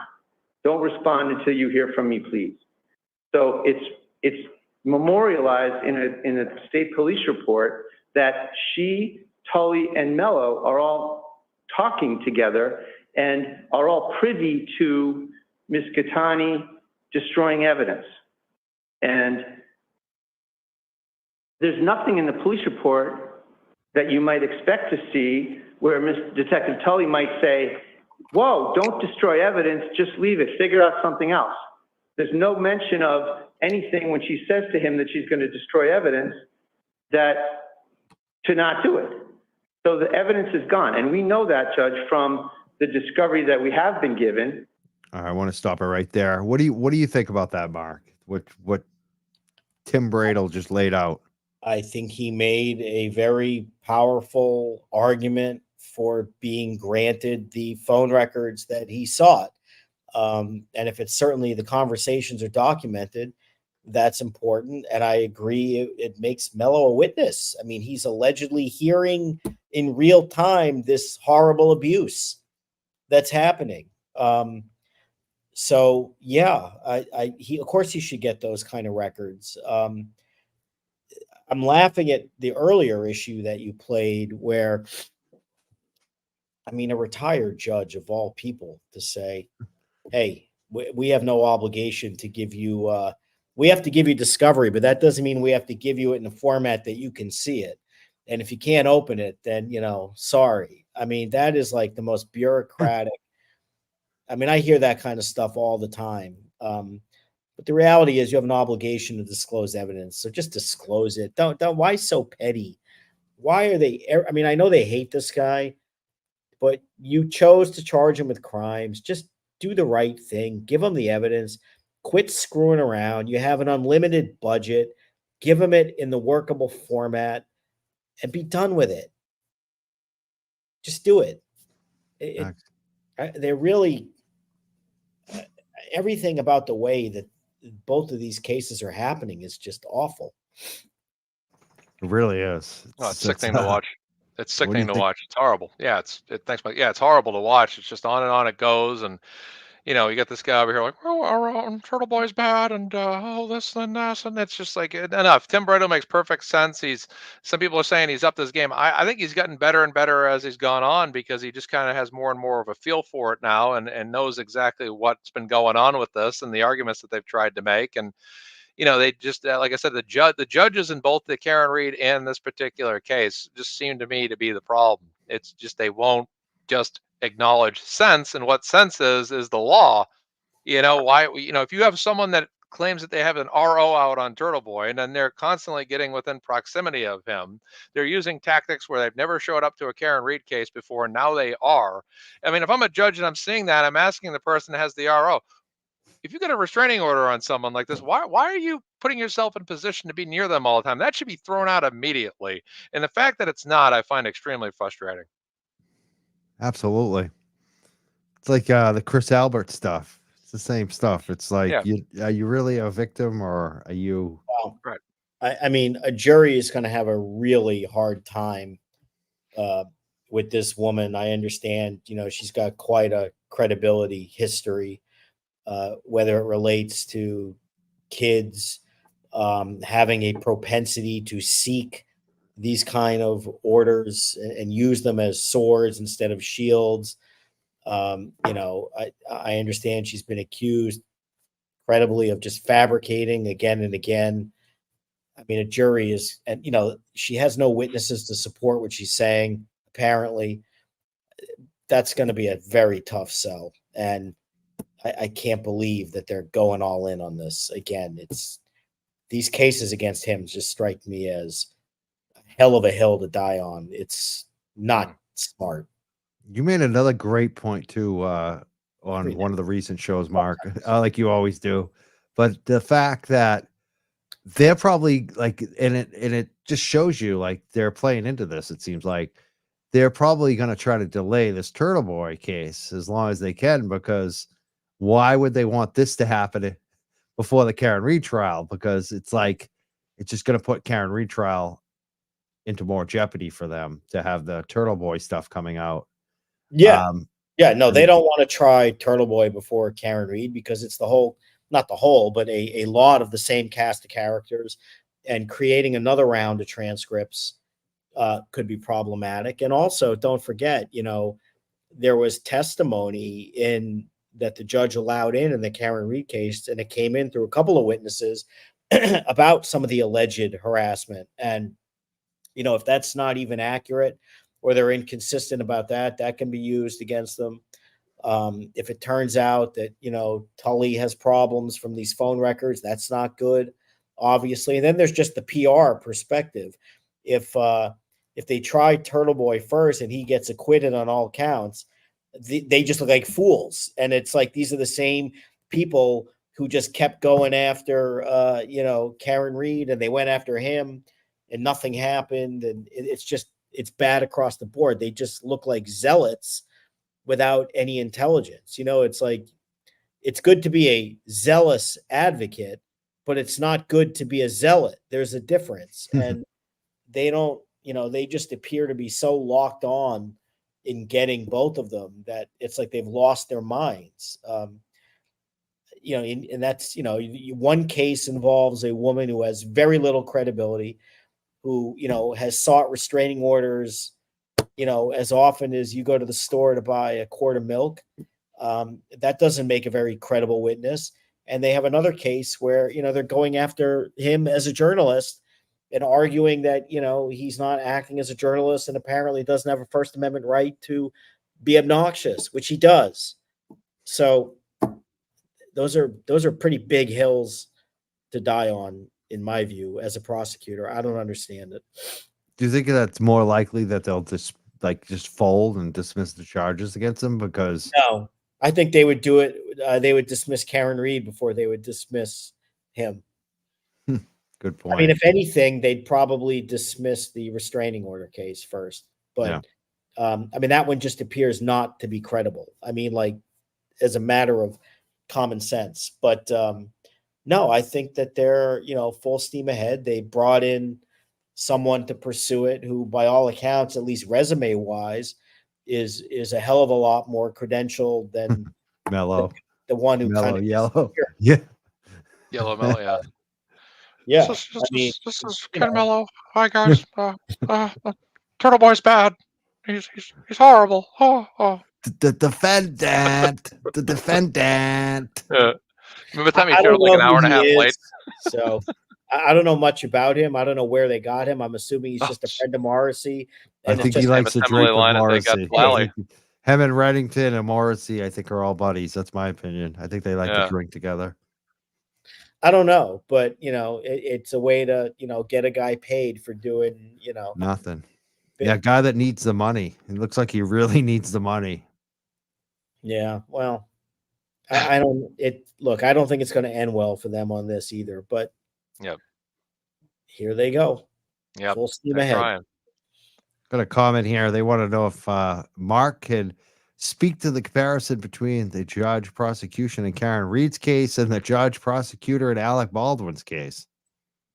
Well, I mean, you know, one of the first real issues that I had in Karen Reed's case with the judge, and you may remember this, after the inverted video, I had said the next morning, if I'm the judge, I would, out of the presence of the jury, say, what the hell is going on in my courtroom here? What happened? Like, I'd like to know. You didn't see any of that, obviously. You didn't see any of anything. Whereas in the Baldwin case, when you saw that there was, you know, some strange things happening at the Circle K, as they say, Bill and Ted, right? Bill and Ted. That she got hands-on, literally. I mean, she strapped on the Tully gloves and got down there and played with the evidence and, you know, did what you'd want to see a judge do, which is be very concerned about ethical issues. And ultimately it led to the, as you know, the complete dismissal after the complete circus of the, DA, in essence, calling herself as a witness, which is just named Morrissey, by the way, ironically enough. But so that was a train wreck. Now you have the other prosecutor in the Baldwin case is a very interesting person because she quit. And if you also recall, I had said, people said, well, what is Lally supposed to do? Quit. And I told you months ago, the answer is get off the case. Yeah. If you think what's happening is wrong. This woman got off the case. Yep. And at the same time, now I don't think she should have said this, but it doesn't offend me in light of everything else. But she also said, I think what Baldwin did was wrong, meaning she believes that he's guilty, which I don't think she should have said, but because once the case is over, it's over. But the point is, even thinking that Alec Baldwin was a reckless dude who did something really dumb and killed someone, not on purpose, but, she still recognized, I can't sign up for this and I'm getting out of it. And if you saw the interview she did with, everyone's favorite reporter, Chris Cuomo, she gave a nice lecture that you never hear from prosecutors explaining what Brady is and what it means. And I when I tell you that like half the prosecutors in the world, that they can tell you what Brady is about turning over exculpatory evidence, but the one thing they always leave out that this one didn't is whatever I think of the evidence, it's not for me to decide. It's up to the defense to figure out what, if any, value this evidence might have if it's technically exculpatory. And so she did it. So the one who stepped aside gets an A+. The one who, essentially called herself as a witness and is still remorseless and everything, she's cooked. I mean, her last name's Morrissey too. How is she ever going to work again? I mean, that was watching. I mean, I didn't watch it in real time, but I watched the snippets of what was going on with her testifying and, Alex cross-examining her. And this is the kind of thing you just never see. I mean, calling in the middle of trial the case prosecutor and asking her, she's telling you how much she likes Alec Baldwin, and I would never do this. I like his politics and I love his movies. But apparently, at least 4 witnesses were telling the defense that every time they interviewed with this prosecutor, she's calling, Baldwin this, that, and the other, which are words I won't say because I don't want to get you in trouble on YouTube or whatever. But so the difference between what you saw in Baldwin and the difference in Karen Reed is night and day.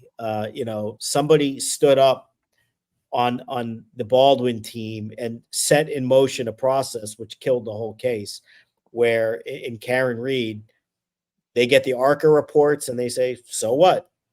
They get the Proctor phone records. So what? They get all the butt dials. So what? They just keep going because they're zombies. So yeah, it's quite a dichotomy, big difference. But I also think that most prosecutors would, other than, Norfolk and perhaps a few others. I would say that Morrissey lady getting called could happen to Ken Mello. Like he might be the witness too, right? Like you said earlier. Well, Mello, I mean, what you saw, that snippet you played earlier, is even more interesting in that sense because, I mean, this prosecutor made herself a witness over suppressing evidence. I mean, it's not something that she ever comprehended would ever come to light or whatever, whatever. But what you just saw, the offer of proof by Bradel about why I need the phone records, is conclusively telling you Mello is an actual ear witness, if you will, to what this woman is claiming is a violation of a restraining order. How could he not be a witness? And how could he not be asked, were you on that call? Did you, what did she say before, during? I mean, did he make a report about it? Did he make any notes? What about the deletions? But they brought the case with a witness that has a history. This is what you get. They don't fall out of the witness tree, right? You get what you get. And Well, you I have- think that it seemed like they found her. Like they had KP find her, basically. That's I a mean, real thing, right? well, Mazzy, I'm your sure- mic's off, I think. No, I was just doing a silent language, Oh. basically, just shaking the tree and someone falling out of the tree, basically. Oh, okay. you know, that's the A little bit of witness. humor. You know, that you got to dance with the one you brung to the dance. So they decided to do it. So that's what they're going to do. And, you know, if she has her people in the front row watching, supporting her, if she thinks that helps, you know, having the Kate Peters and The whack pack. the whack ball, the towel, you know, aren't they all fighting? Aren't they I all think the fighting? towel's out. I think Lunatics he's out out. there, Yeah. They're all fighting over Well, access. he's right? also worried Jessica could show up. He's got a restraining Right. order against him. Yeah. And aren't they all also accusing each other of raising Grift. money for Yeah. her legal fees, and then someone's accusing someone of stealing this money? I mean, Yeah. if you are a prosecutor, I mean, you're a retired judge now. They got an adult in the room. Okay. How are you not looking at this and saying, what the hell did I let them talk me into?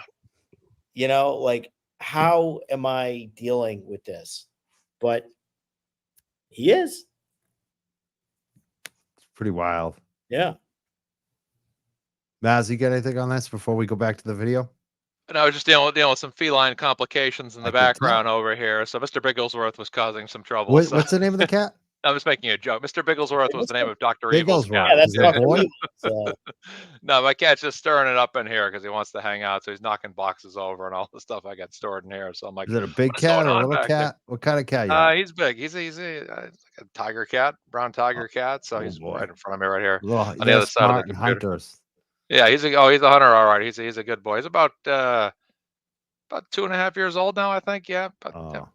2 years, 2 months roughly. So yeah, he's a young, He's trouble. energetic guy. He's trouble. Yeah, that's Oh, like yeah. their peak when they're ready to get into it. Right, exactly. Oh, he's a full load of cat, that's for sure. He's always into everything, and he's as much of a cat as he's knocking over my webcam right now. Yeah, I saw me get up a couple Yeah. times tonight. It's Yeah. the dogs. I got to look up and Yeah. down. Do you as a cat guy?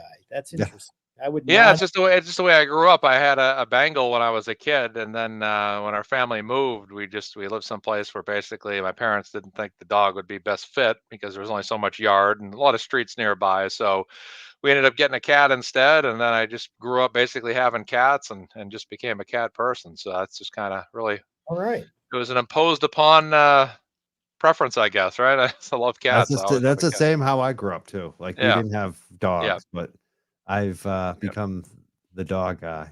It's funny. Yeah. I'm a dog guy. Always have been. Always will. I've done both. I like cats, but I dogs are even better. I mean, they're the next level. Dogs are they're people attached. You know, cats are great, but they're on their own. Yeah, he jumped on this table, got behind it, then starts moving with his tail, starts moving the webcam off the computer screen. I'm sitting there like, no, where am I going here? See, he might be the biggest troll I've dealt with all night long, you know?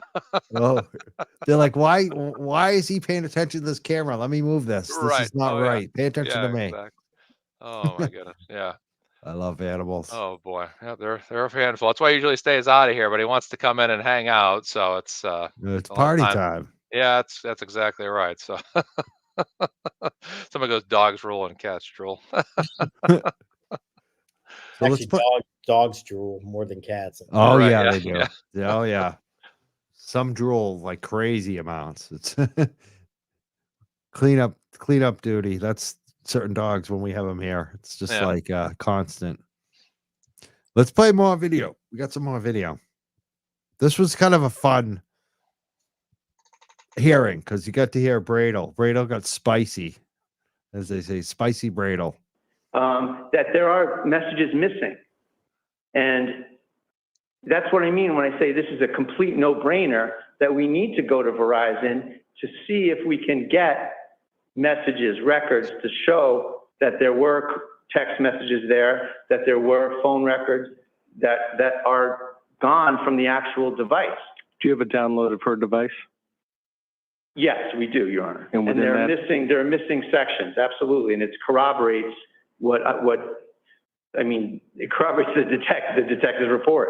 You know, he wrote it, that she said this, that she's deleting things. And doesn't that provide you with an ability to cross-examine that witness about deleting things and, Yeah, and removing absolutely. particular items? I'm not worried about the cross-examination, but I want to see what was said.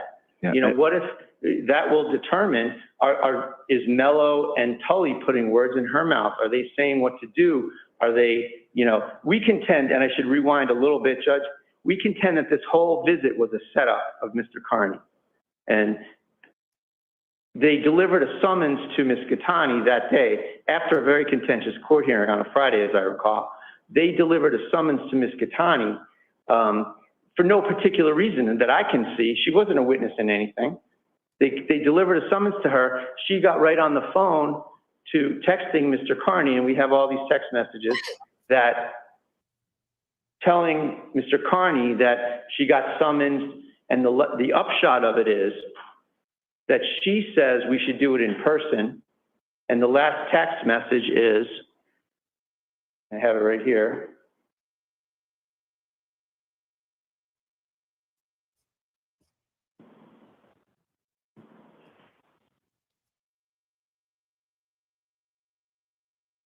He presents all this stuff to the judge, and a lot of times it just goes over their head, like they don't even want to acknowledge it, the obvious here. And Bradle does a great job making his case over and over and over again during this hearing.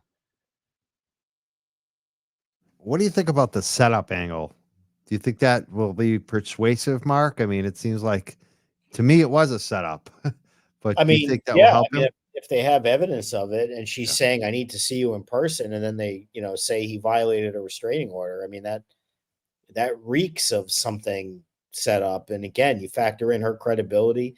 You factor in that they're claiming that the cops helped by getting her a summons as part of that. I mean, yeah. I mean, you have to wait and see where it goes. They have to see more evidence, but that seems legit. Play some more of this. Ms. Gattani says to him, the last line, but I think we should save anything else for in person. And my client says agreed, in person. And she has him come to her house. So this whole thing was to lure Mr. Carney over there. And it was his first taste of freedom. And then they revoke his bail for this incident. And we contend the whole thing was a setup. And that is borne out by the fact that these two are on the phone with her at 10:30 at night. And evidence is deleted. And we need to go beyond Ms. Gattani, Mr. Tully, Mr. Mello to the carrier to see what if anything is there, if anything is still preserved. But you're not going to get content. You would get records showing that there was either text communication, you know, a length of the message, correct, or phone calls. No, these carriers are all over the place. Some of them give you content, some of them don't. Some of them will show that there was something there that was dismissed, or deleted rather. They're all over the place. But in terms of a discovery request, you know, these are non-privileged third-party records. And I just wonder, why is the government scratching and screaming that we can't have this stuff? It makes me wonder even more, what is in there? And it's incredibly important. It's germane to the case. It's an admitted destruction of evidence. So we can't just rely on them or cross-examine that they destroyed evidence. We still have a chance to see what the evidence is. And how do you go from that particular date to the expansive request that you've made? Well, I think it justifies an examination into the relationship here, the ongoing relationship between the district attorney, the special assistant district attorney, who she calls Ken, and Ms. Gattani, and how much communication was there, and to what extent is he a witness, and to what extent is he participating in what we contend is a plan to lure Mr. Carney to the house and then get him in trouble and revoke his bail, which is exactly what happened. And this specious assault and battery charge that was the alleged violence that Mr. Carney was supposedly wreaking on Ms. Gattani was abandoned by the government. They didn't even indict it. They indicted the other two charges, but they didn't even indict the assault and battery charge. So all this is evidence that there was a... I just got to note, everyone is very excited about Mark's background tonight. Love the drapes. Listen, You gave in? I heard a lot about the drapes, and then my mother told me to fix the drapes. Oh, wow. I'll be honest. When all of you were telling me to fix the drapes, I was like, you didn't care. But when I start getting harassed by my own mother, yeah, yeah. because Everyone's like, now that you bring it up, I've never been a fan of the drapes. As she's like, as your mother, I think you need to change the drapes. Did she get the drapes for you? But if I didn't, then I would hear about it every single day. Like, I told you the drapes and you don't fix them. So that's like the hat. The hat I had. I kept hearing about the hat from everybody, but it was the girlfriend who really. And when I heard it every day from her, get rid of that hat. Oh, yeah. That's why the hat's gone now. Now we know why the hat's gone. Okay. Okay. And I got a haircut. Yeah, the haircut looks great. I'm gonna keep up on my haircuts now. There you go. One more time. Until we have another trial, then it'll be out the window. Right. Right. Let's play some more of this. A setup here, and that the prosecutor was involved on the phone with them at 10:30 at night. So, and it's memorialized in their reports that evidence was destroyed, deleted, and taken off the phone. So that's, I don't think we need to go any further than that, Judge, in terms of all the Lampron requirements. It's just a discovery request for non-privileged items. So I would ask you to allow it. Thank you. Thank you. Commonwealth? Well, I will resist the temptation to make light of counsel's comment that his motion is a no-brainer. I agree, but probably not for the reasons that he set forth. I will resist temptation. I like when you say, "Oh my Lord." I do give him points for novelty. It might be nice if the Supreme Court had not set forth a Lampron procedure in criminal cases, but it has. And traditionally, the Commonwealth is entitled to be heard on Rule 17 motions, and we are being heard. So I'm not quite sure that it's a Rule 17 motion that we are hearing, because what I hear Mr. Bradel say is in terms of discovery request, and the case law is quite clear that a Rule 17 motion is not a discovery motion. This is going to be just like Karen Reed's trial. Acquire evidence after a very it's going to be droning and then piss and vinegar and fire back. Points for novelty. He says that. He's keeping score. Points for novelty, and I will resist temptation. Somebody says he sounds like Bud Melman. What do they say? Like David Letterman's Bud Melman. That's exactly. Yes. Oh my God. Yeah. That I couldn't put that. That's exactly. I gotta find that comment now. Yeah. Where is the old bald guy with the thick glasses. Oh yeah, I know. There it is. There's a comment. He sounds like Bud Melman. That's funny. What was Bud Melman? Was he like the door guy or something? I forget what his role was. He was just like David Letterman. Just hanging out. The bald guy, yeah. The security guy, maybe? I don't know what he was. He was something. I don't even know. I think he was just like his little pet. Just hanging out, yeah. Specific set of showings. Now I have an image in my head.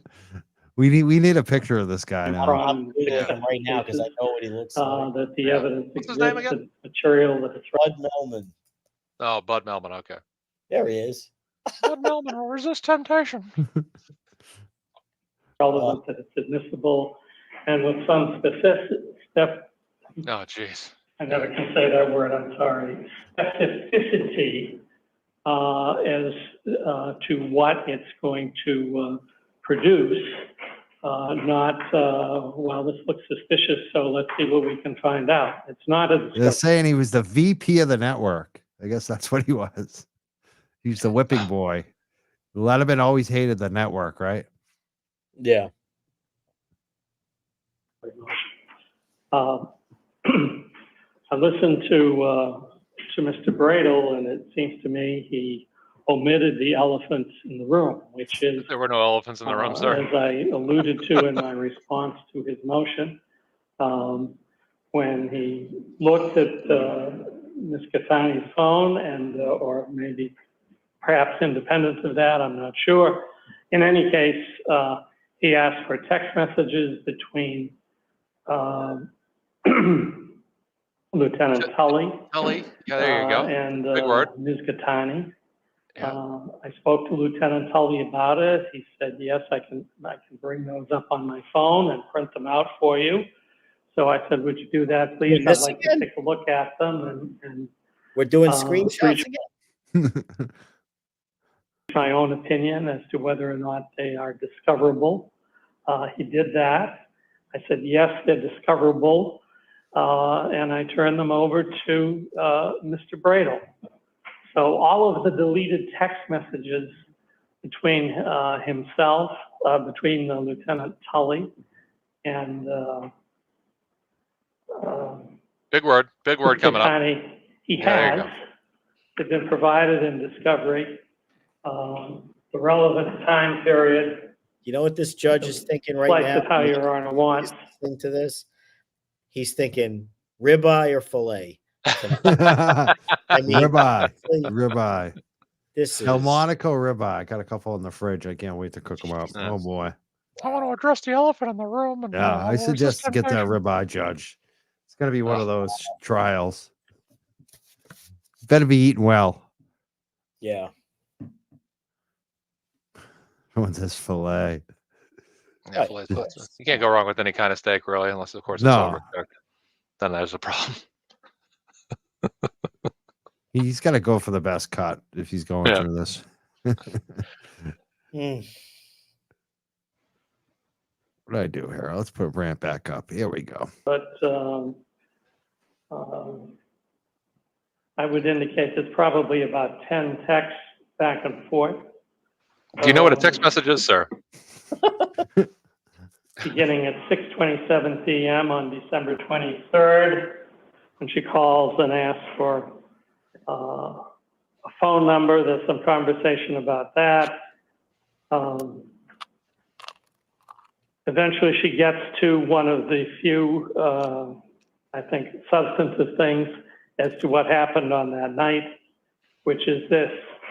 Ken said to call you. This is Saturday, December 23rd at 10:48 p.m.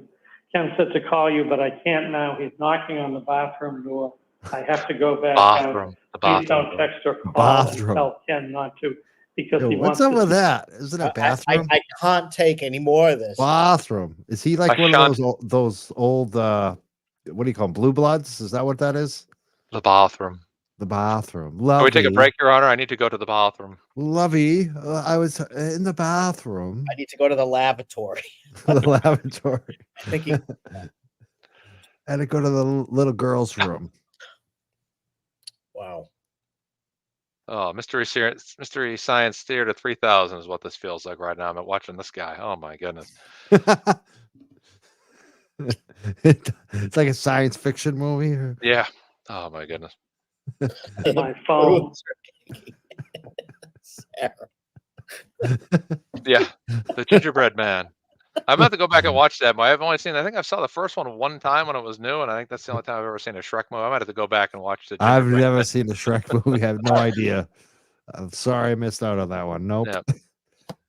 When you have to go to the bathroom, I need to go to the bathroom. Let me address the elephant in the room. I shan't not give in to temptation. Lovey. I'm deleting our calls and texts right now. Please don't respond until you hear from me, please.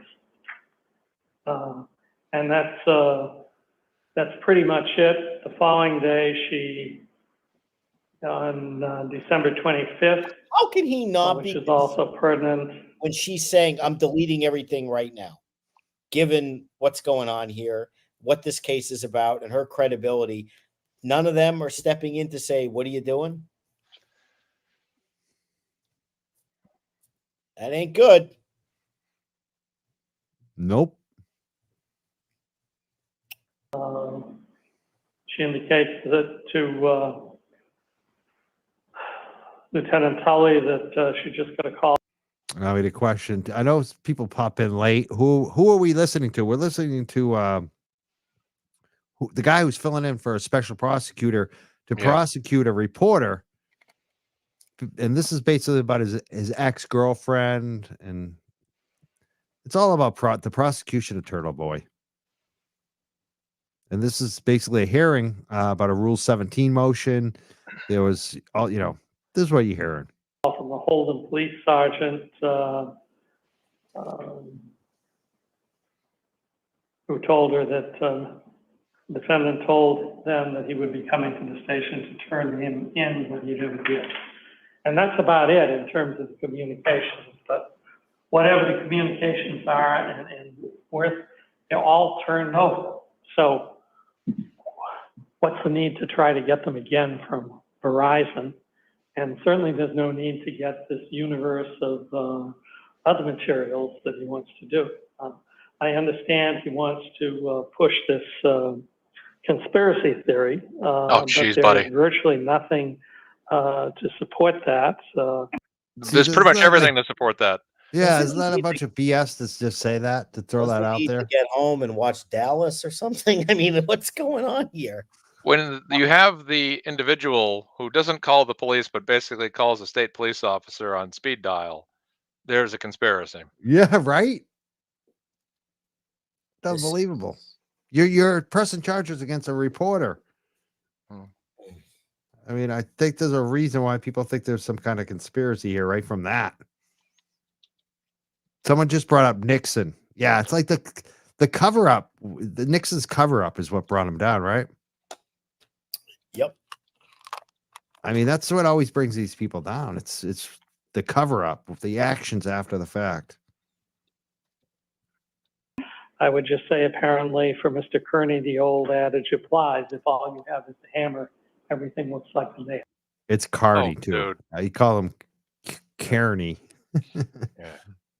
I did that before, what is too. the but, I mean, adage that he just quoted? let's hear that. Thank you. There's nothing to support that. It's the government's own Bring that police back. report I that didn't says hear that. Yeah, hold on a second. I would just say, apparently, for Mr. Carney, the old adage applies. If all you have is the hammer, everything looks like a nail. I still didn't hear that. Did you? What did he say? If all you have is a hammer, everything looks like a nail. Yeah, it's a nice saying that they had back in 1909 that when he was younger. They used to say that all the time when he was a child.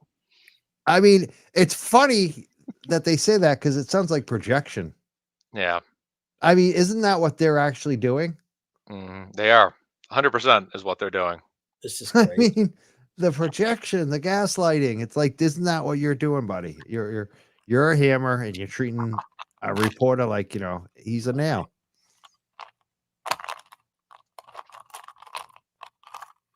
Thank you. There's nothing to support that. It's the government's own police report that says text messages were being deleted. And we don't have to, especially in this day and age, what's transpired in this courthouse recently. Yeah, we shouldn't have to rely on the state police for this, Your Honor.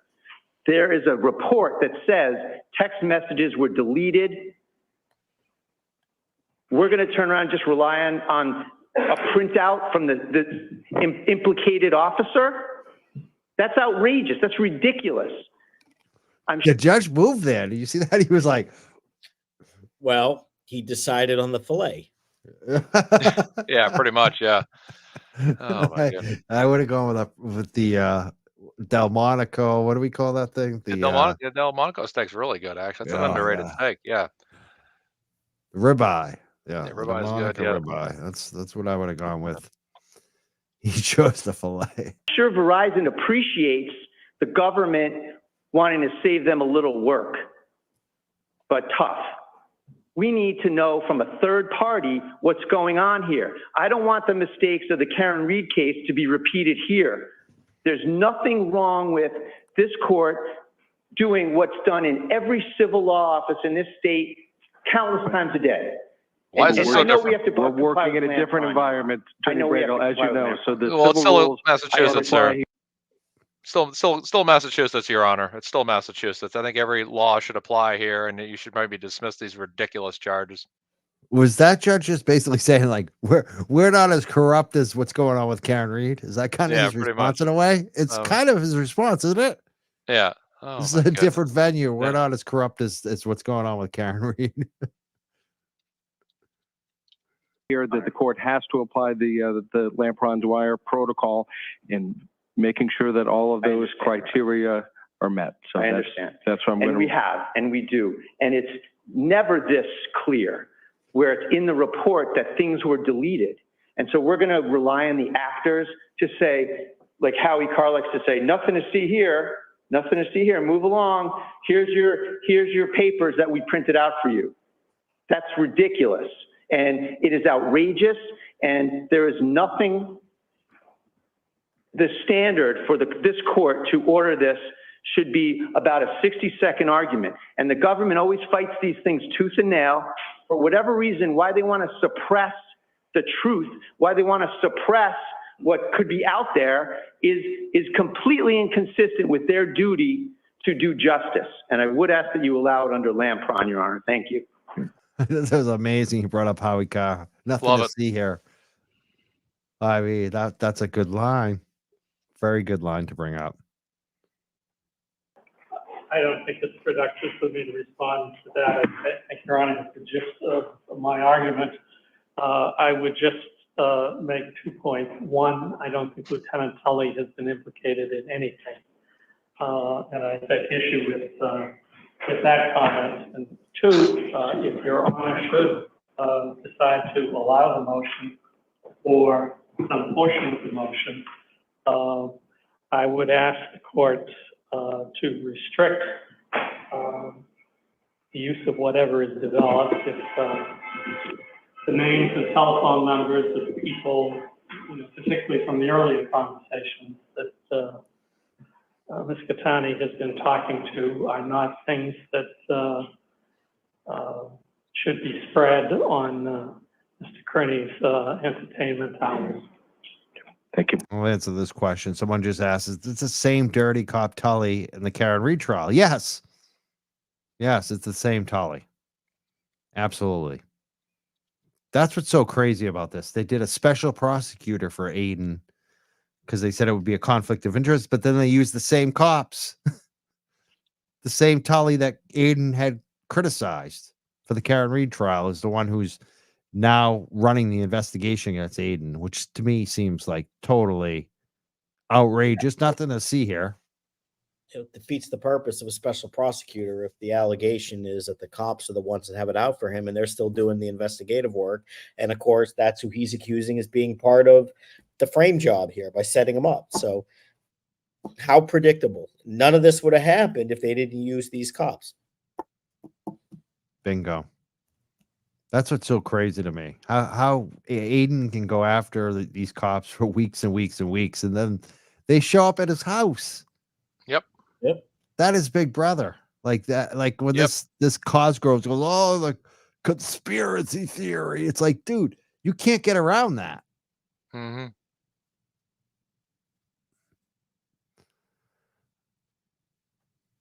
I know that the record holder also has counsel present and has filed an objection to the release of those particular records. Counsel, do you wish to be heard further? Just briefly, Your Honor. Thank you. We do agree with the state's argument. Ms. Catani has very serious concerns for her privacy if this data were to be released. Ms. Catani views the current Rule 17 motion as an attempt to continue to victimize her even now as the indictments against the defendant are pending. She adamantly opposes any further attempt to access her private data or personal information. This is an expansive request. She believes it is a fishing expedition. She does have medical information on there. She has her children's minor children's information on there. So for those reasons, Your Honor, we're asking that you deny the defendant's motion. Okay. All right. Anything else we can address this afternoon? Fill of particulars, Your Honor. I know that ADA Mello had filed a response. So the government agreed to my motion, Your Honor. My motion is a particularized motion. It raises constitutional issues. And just a couple things from my motion, Judge. This type of activity, which we contend is protected journalistic First Amendment activity, has never been before criminalized or charged in the Commonwealth. So this is a unique situation, Judge. This isn't just like another case of this or another case of that. This is a unique situation. That's why I filed this motion for bill of particulars. We asked the government with respect to the bill of particulars that we said that we must know what prior heretofore legal and unprosecuted journalistic activity they're now perceiving as criminal. What's the activity that they're saying is criminal? They agreed to provide that. We said we need to know what aspect of the enumerated incidents allegedly comprise witness intimidation or picketing, and what evidence the government claims exists to that effect. The government agreed to provide that in a bill of particulars. Then if we look at what they've responded to on June 13th, I looked through this document, Your Honor. It goes through each of the indictments, the 16 indictments, and the 23 case. And I think it's a cut and paste job. I don't believe there's literally not one sentence in here that was an original sentence created beyond a cut and paste job from the indictments and the statute. And it repeats, it doesn't even specify the dates and times. It still sticks to the indictment verbiage of diverse states. So we still don't even know what they're talking about. So the government, to avoid an issue or whatever their reasons were, they agreed to my motion. Then they did not comply with my motion. They cut and pasted 16 indictments with plugging in the statute. So they gave me not one or two things, not a dozen things. They gave me zero information. That's their response. So I would ask that you order a proper response within 14 days. Thank you. Cosgrove, I know you didn't draft the document, but do you want to be heard on it? I do, Your Honor, and if Your Honor would indulge me, if you have a copy of Mr. Bradle's original motion there, could I look at it for a moment? I have an extra one here I can give you. Thank you very much, Mr. Bradle. I appreciate that. Here's a copy. Here's a copy for you, sir.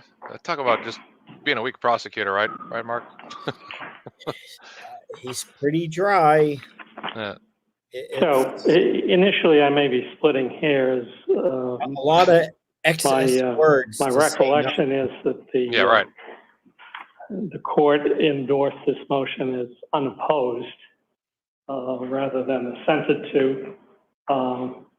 That may be a small difference, and I will concede that given Attorney Mello's response, perhaps the better part would have been to oppose the motion and suggest that a bill of particulars is not necessary or appropriate in this case.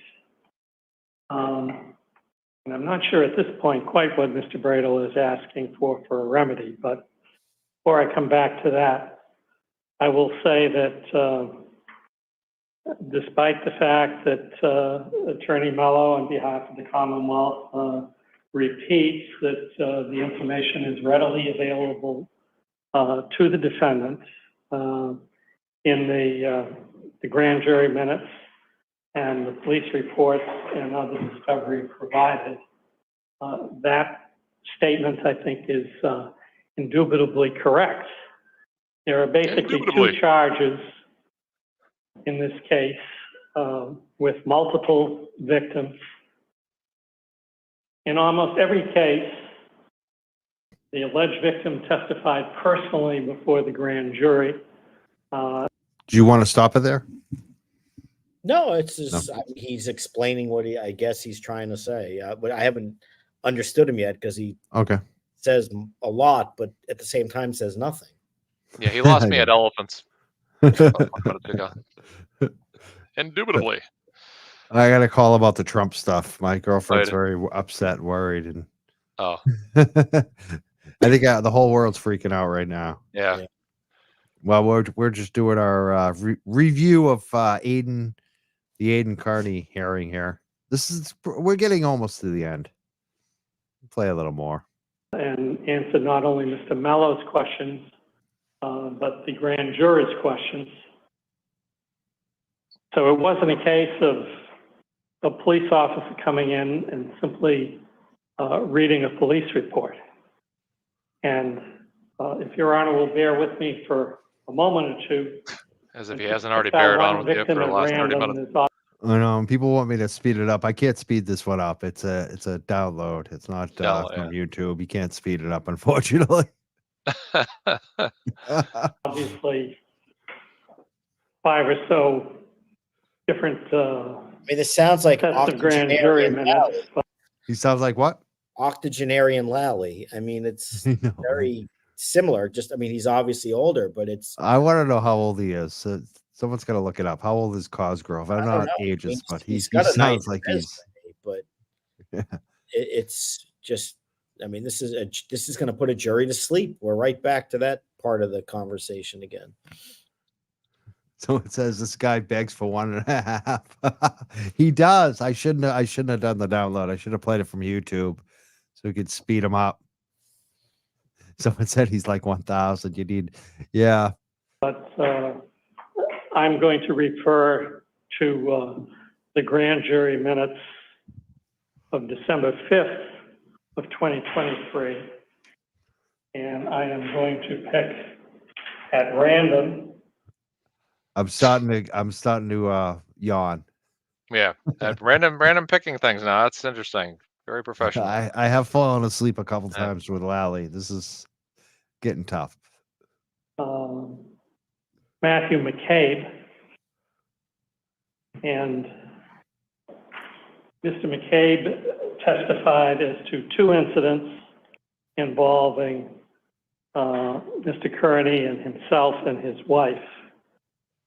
Beginning on page 42, he describes an incident where he was at a lacrosse game where his daughters were playing against a team in Bill Ricker. He was asked to describe what happened while he was there. I want to comment on something that just came through because I don't think it's fair. They said, I'm disgusted by Mazza downplaying the shooting of the Trump rally. The former and possible future president of the United States was almost killed today. He wants the comments kept to Karen Reed. Well, I mean, that's the purpose of the show tonight. And I think that Baz has got a point on that. And the other thing is, the big thing he said, he doesn't want to divide people with politics, which I think is very sensible. That's exactly right. So it's like some people are saying, like, I was trying to censor free speech, all that, but that's just not what it is. The concern is that one of the things about supporting Karen Reed is that it's brought together people of different belief systems and party politics. And I don't want to see us start to get, at each other's throats and divide that, because we have a great thing going. And I know everyone here may have different belief systems, and I know it's hot in this country right now, and I don't want to do that. So I don't believe I downplayed the shooting. I only believe that I just didn't want us to be among ourselves arguing tonight and coming at each other for that particular purpose. It was just because I'm trying to just keep our movement for Karen focused on that. And unfortunately, this happened before the show. I saw I want to say something too, Mass, too, because I feel like you're helping me too, defending me a little bit too, because I think I've said some things about Trump in the past that people didn't like. Let's be serious. And we don't want that. Like, we're not trying to be divisive. Like, that's it. That's basically, we're not trying to divide people up based on you're left, I'm right, or I'm left, you're right, whatever it is. It just, we're all unified on Karen Reed. So I think that's it. You just don't want to see the kind of disagreements tonight in the chat that have happened in the past when we bring up politics. And that's it, right? Yeah, that's all it is to it. So it's just, again, it's not, like I said, Abigail, I'm not trying to downplay anything. It's something that caught my attention moments before the show. I haven't had the time to sit down and watch the news or watch it during this show. I had a very limited understanding of what happened. I saw it only happen once or twice on replay just before I was getting ready for the show. So that's just about all it. So Abigail, please don't be too upset about that, and just understand it's just a matter of keeping the peace amongst our Free Karen Reed movement, and that's about it. So hopefully everyone can understand that's what I meant by all that, and hopefully there's no division amongst ourselves, and we can just all live together in harmony. So that's it. So. Exactly. Well said. Let's get back to the Aiden Carney situation here. And he replied, Aidan Carney showed up to my daughter's lacrosse game. My wife and I, my daughter, and other friends were in the stands. Previous to Aidan coming in, we noted somebody videotaping us who happened to be Aidan's guy. Skipping over, Aidan came in from the top of the bleachers and approached us to engage regarding the Karen Reed case. And asked, what did he say and who was he saying it to? Originally engaged us, fancy seeing you here. I forget how he started the conversation. But he was asking questions. I believe he was asking my wife questions pertaining to the Karen Reed case. That's what journalists do. And then there's some verbiage. Right? Isn't that what a journalist? I mean, I'm sitting here with bated breath. Okay, is I know what's there wrong? Criminal conduct coming? Isn't that what the woman from Channel 10 did the other day? The one that used to be at Channel 5? What's her name? I can't remember. The one who Kathy Curran. She asked Proctor a question. Right. And he said, get off my lawn. And I mean, so far, this is unpleasant for the McCabe's. It's uncomfortable. It's embarrassing, but that's not a crime, especially when you're acting in a journalistic way, asking about a court case that he's actively covering. So I'm curious to see what else he says, but this is a complete joke.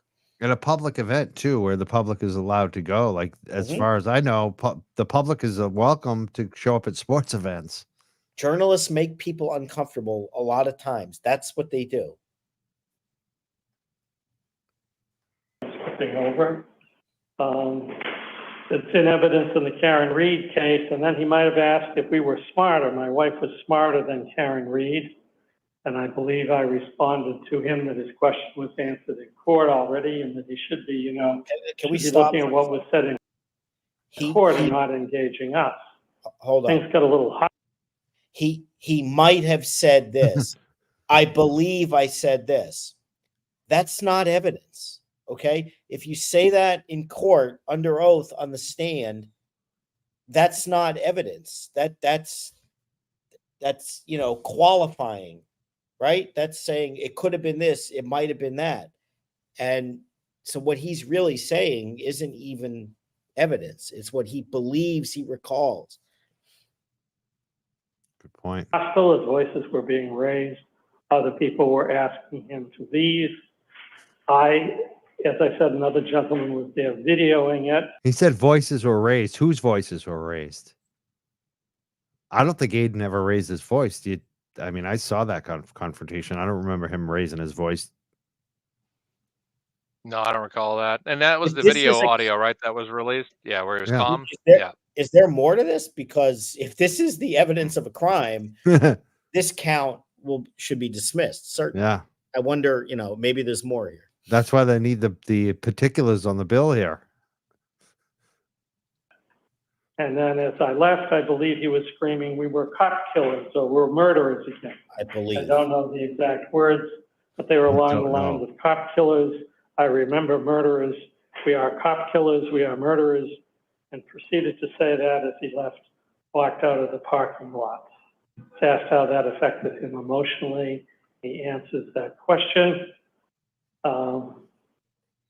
Then he describes another incident where Mr. Carney approached him when he was at Superior Court. He identifies himself as a witness in the Karen Reed case. And then he goes on to describe a so-called rolling rally where they won't let that rolling rally go, will they? They're never going to let that go. A rolling rally. The rolling rally. It's not when I hear rolling rally, it reminds me of like Bruins Celtics game parade. Just won a championship. Yeah, right. I just went to a rolling rally right a couple weeks ago. That's right. And when you see the people too at the rolling rally, I didn't get the intimidation feel from them. I don't know. I wasn't there, but I'm just from the videos. It seemed You're like a lot of talking about grandmothers. Drunk Celtics fans? Or you're talking about the No, yeah, I'm talking about the one in Canton. Yeah, because there were some very scary. I'd probably be more scared of the Celtics fans than I would of the Canton rolling rally. When you see Honestly, people, listen, some of these guys tie it on early. Like yeah, they 10 get drunk at like 10 a.m. Exactly. They're good to go. Yeah. I'd be more afraid of them than the Canton rolling rally, who were like a bunch of grandmothers, some of them with kids and stuff. Like, they didn't seem intimidating from the video I saw, at least. But what does he say about the rolling rally? Let's hear. This crowd of followers. The witness says it could have been 50, it could have been 70. I don't know the exact number. They showed up at our house. I want to know how many were grandmothers. If he wants to quantitate, how many were actually grandmothers? Like that would be a good number to come up with. I bet a lot. I bet like 50% of them at least. House with my wife, myself, and my 2 older daughters. We stayed in our house. Aiden came out. I believe he had a blowhorn and stood in front of my house again. Don't know all the. Is it a bullhorn or a blowhorn? Yeah, I know. He believes. He believes it was a blowhorn. What is a blowhorn? Is that the Be thing that lucky they it have on wasn't a a marching whale? band. It's a whale blowhorn. There she blows. Yeah. Wording, but believe he was just there engaging and yipping about the case again. We are murderers. Murderers live in this house. Cop killers live in this house. There were a number of different individuals there. One walked up to my Ring camera and put his face up and said, "I think we're going to jail." And it goes on in that vein, Your Honor, very specifically in describing these 2 incidents. I think this is a good comment that came in too. Said, "Don't disrespect intended by Mazza. President Trump is okay. There are plenty of networks covering info details to the terrible violence." So that's the thing too. Is like, we're not prepared to cover that tonight. There's NBC, ABC, CNN, MSNBC, Fox. There's a million stations covering it. So I think if you want that, you got it. You got what you need. And apart from that, Your Honor, you had the testimony of Lieutenant Tully, and he was there to introduce the video. Mr. Carney is proud of these outrageous attempts to bully witnesses from testifying, and he features them on his show. So the grand jury was treated to a couple of pre-shows of Mr. Carney's various shows portraying himself in the very act that was just described by the 2 witnesses. And in addition to that, there's the police report from Lieutenant Tully and so forth and so on. If there is one thing in the world that is not necessary to have a bill of particulars for, it's this case. And I would just ask the court to strike the allowance of the bill of particulars or let it stand as is. As I say, it's a little unusual, but it's a totally fair response. It's fair, it's normal, but it's unusual. What do you think about that, Mark? No, I think that what's the harm in telling the defendant exactly what conduct violates what crime? I mean, and the worst part is the examples he's citing are just very broad, generic, qualified statements. And he said something very interesting. He said that he did this to make them not testify as witnesses. That's where they're going to get in trouble here. This whole idea that it's witness tampering and that the intent here is to intimidate witnesses. Their defense, or a part of their defense, is going to be, it has nothing to do with you being a witness. We believe you're involved. Okay? And if they weren't witnesses in the case, there'd be no witness tampering. And they're going to try to link it, meaning this guy, Cosgrove, Cosgrove, by arguing that this was an attempt to intimidate a witness. And do you really think that if Carney was covering this case and for whatever reason the McCabe's were not witnesses, that he would not do this? Of course he would do it. So they can make an argument. This has nothing to do with him being a witness. This has to do with me exercising my First Amendment right in my capacity as journalist, bringing public attention to the fact that I believe these people are involved. Now, if they have a trouble with that, they have a remedy. You sue them for slander, and if he prints it, for libel. But it doesn't translate into a criminal witness tampering just because you happen to be a witness, unless you can link it to his status as a witness. So this is... It's funny because a lot of them McAlberts, those anonymous accounts, said they were all going to sue everybody as soon as the trial was over. Where's the lawsuits? I haven't seen anything. I mean, look, he's said a lot of things about them publicly. Obviously, he's accused them of flat out. Lola's under my feet right here. I pick her up? Nah, she's like, hi, Lola. Somebody said we want to see Lola. We love Lola. I'm like warming my bare feet on her like belly because she's like nice and warm sleeping, and it's very cute. Yeah, no, she's a good girl. But their defense, a key part of it is going to be, I don't care that he's a witness. I'm bringing attention to my, readers, viewers, and people who like my journalism, that we think that it's a matter of public interest that ought to be reported about, which is there, in my view being Carney, I'm not saying this, that they're involved in this crime or covering it up. But in order, the mere fact that they're witnesses says who? The DA. They chose to make them witnesses, but that doesn't mean that he's attempting to witness tamper. This seems really ill-advised. And again, why they're dying on this hill is, I don't get it. And he's still not saying that they did anything other than scream and yell. And, he says, somebody came up in my Ring doorbell and said something. Well, was it Carney or not? Is he responsible for some person? Are you going to accuse him of inciting? This just does not strike me as the kind of criminal case where you go after a journalist for this. Not at all. Unless there's more. Who knows? Maybe finally he'll get to the point, but probably not. He doesn't. Given the circumstances in this case, if Your Honor is going to order me to make an extended or further response bill of particulars for these 18 indictments, or however many there are, they're all along the same lines. I'm happy to sit down and send the district attorney a bill for my billable hours of 6 or 8 hours of transcribing all this stuff from the grand jury minutes and the police reports and the witness testimony.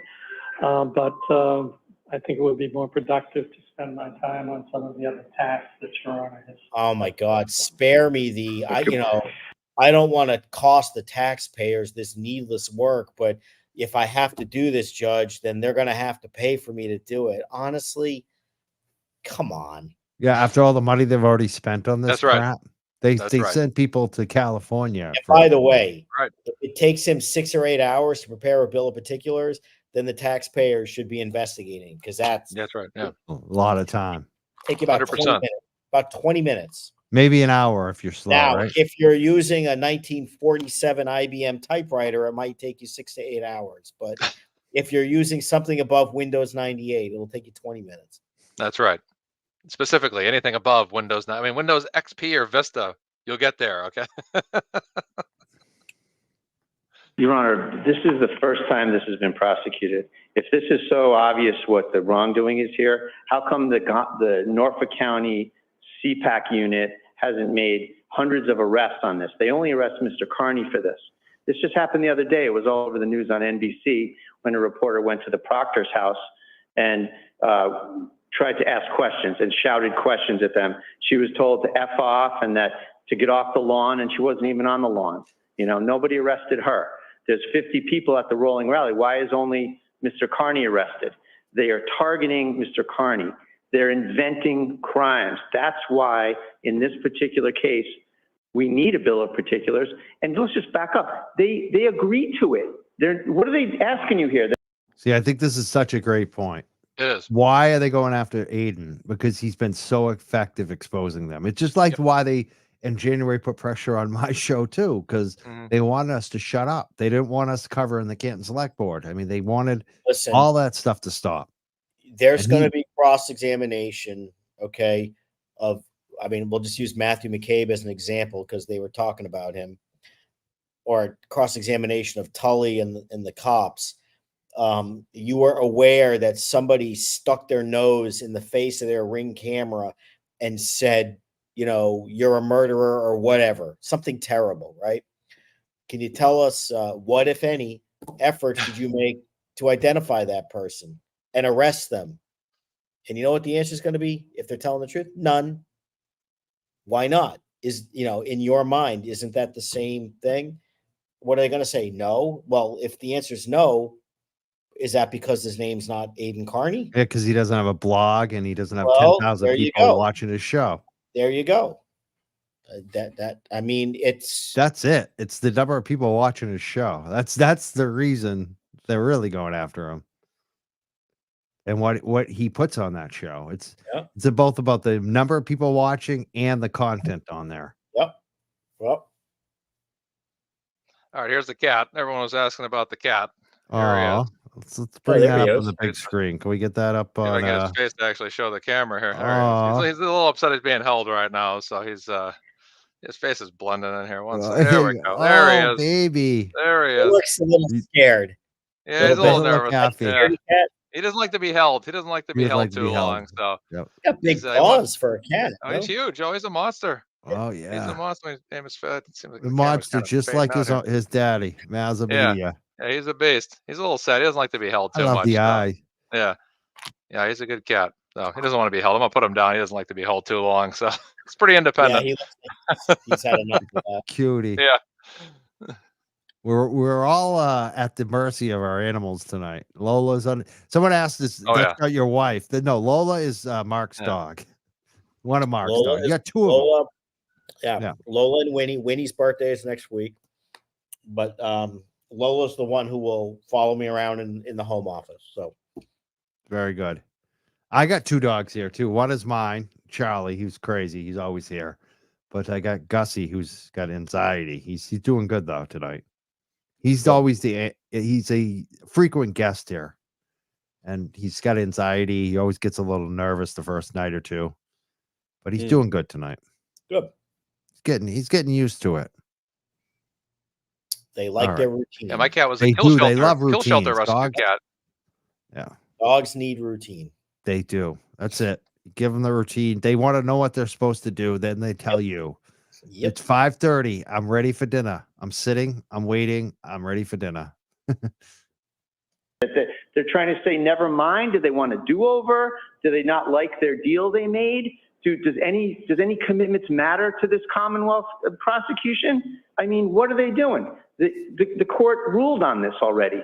We have a ruling that's been entered on the docket, and now they want to squirm out of it. You know, enough. They need to respond, Judge. They agreed to respond. They're still not even specifying the dates. They're still sticking to diverse dates. Oh, on diverse dates, Mr. Carney did this and that. So what about what counsel read? Okay, what part of it is a crime? We've never known this before.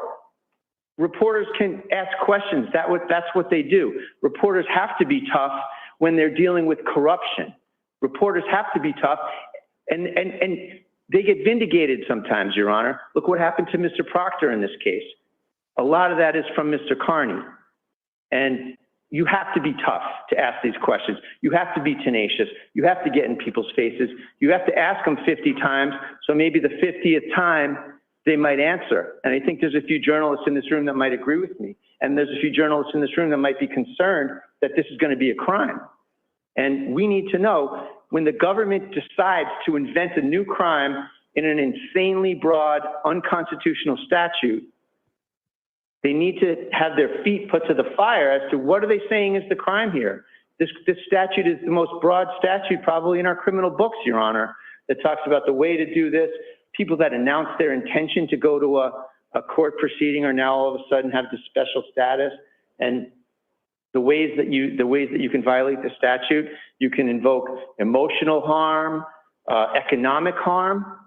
Does that mean that if I say, I'm going to sue that person, they're lying, I'm committing witness intimidation because I'm threatening to commit economic harm on the person? The statute is crazily unconstitutional, insanely overbroad. It's going to get struck down. And the government here is trying to use it. Let's be real here. The government is trying to use it to shut down Mr. Carney, who was making all sorts of headway against the state police, the district attorney's office, the Karen Reed investigation, and they're trying to shut him down. That's what this is all about. They took this statute that's never been used this way before, and they just apply it to him. So that's why we need a bill of particulars, Your Honor. That's why I filed a 3 or 4 page thing alleging constitutional issues. They agreed to it, and then they completely blew off compliance. And that's the posture here. They're asking you for a do-over. I don't know what's going on here, but we need to know those things because it's a brand new, it's a brave new world. Let me ask you this. Does this affect your ability to file the motions to dismiss that you indicated you were going to file on the last day? It does, Your Honor, because I need to know what they're saying is the crime and what they're saying is okay. You know, we're at the point where we need to go to the government to know what's okay now under the First Amendment in Norfolk County. Can we use a bullhorn? Can we bring 5 people out to protest? Can just one person protest? Do you need to be a certified journalist with a fedora and a press card? Or can you be a regular person and still have the benefit of the First Amendment? Boy, I love that. This is why you don't do this when it's a First Amendment journalist defense. You're inviting all this argument, and when they file a motion to dismiss, it's not just going to be that there's no crime that he committed, but I don't know who, it might, if it was you guys or someone else talking about this, like, I don't know, 5 or 6 days ago, they're going to challenge the statute as unconstitutional, both as applied to him and just being like void for vagueness, that it doesn't tell you what's criminal and what's not. And even if they survive that, all these points he's making about, you know, who's next, what does it mean to be a journalist? What does it mean to get the protection of being a witness because I wanted to go to a court proceeding? I mean, the jury's going to hear all this kind of stuff. And of course, the journalists watching are going to be scared because they could be next. That's what I worry about. I've been threatened with it twice in 2 different situations now. And some of the same people, let's just put it that way. Yep.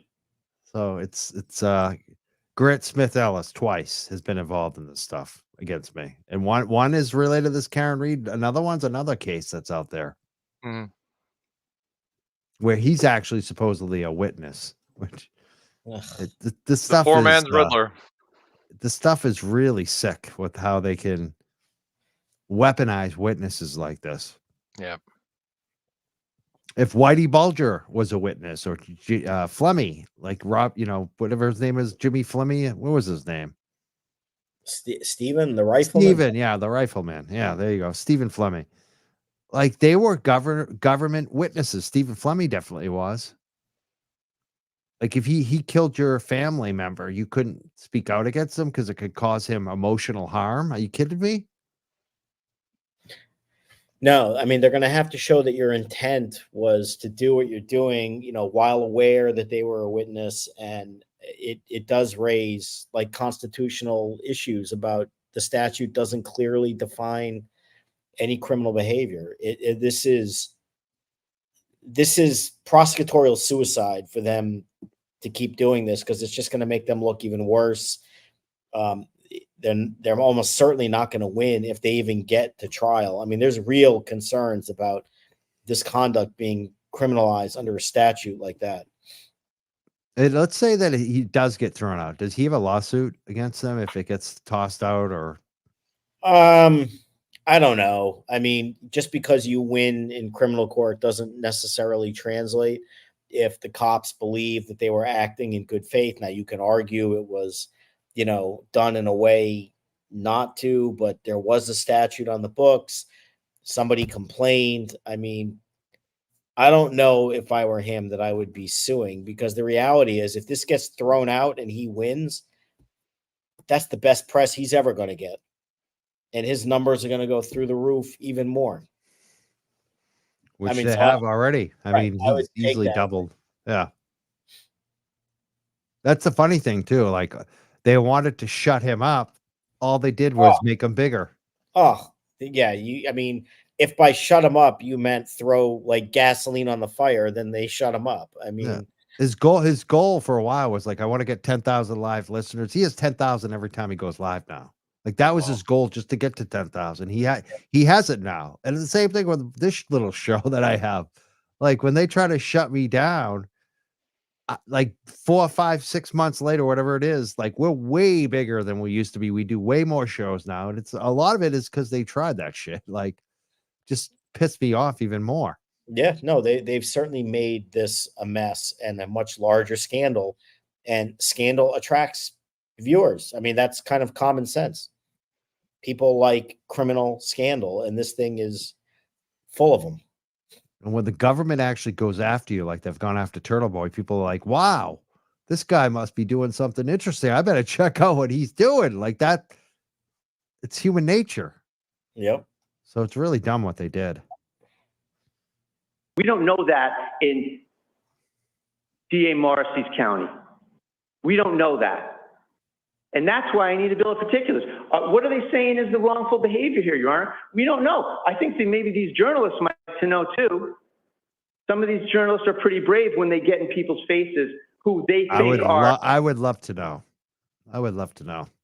Corrupt, killers, criminals, people who have newsworthy information. That's what this country's all about, Your Honor. And they are trying to shut it down. And they should, the court's the only bulwark we have. And they should be held to account to make us aware of what they're saying is the crime here, given the breadth of the incredible breadth of the statute, and given it's shocking when you read everything. It's behavior that you see teased on commercials at night when you're going to watch the news at 11 o'clock at night.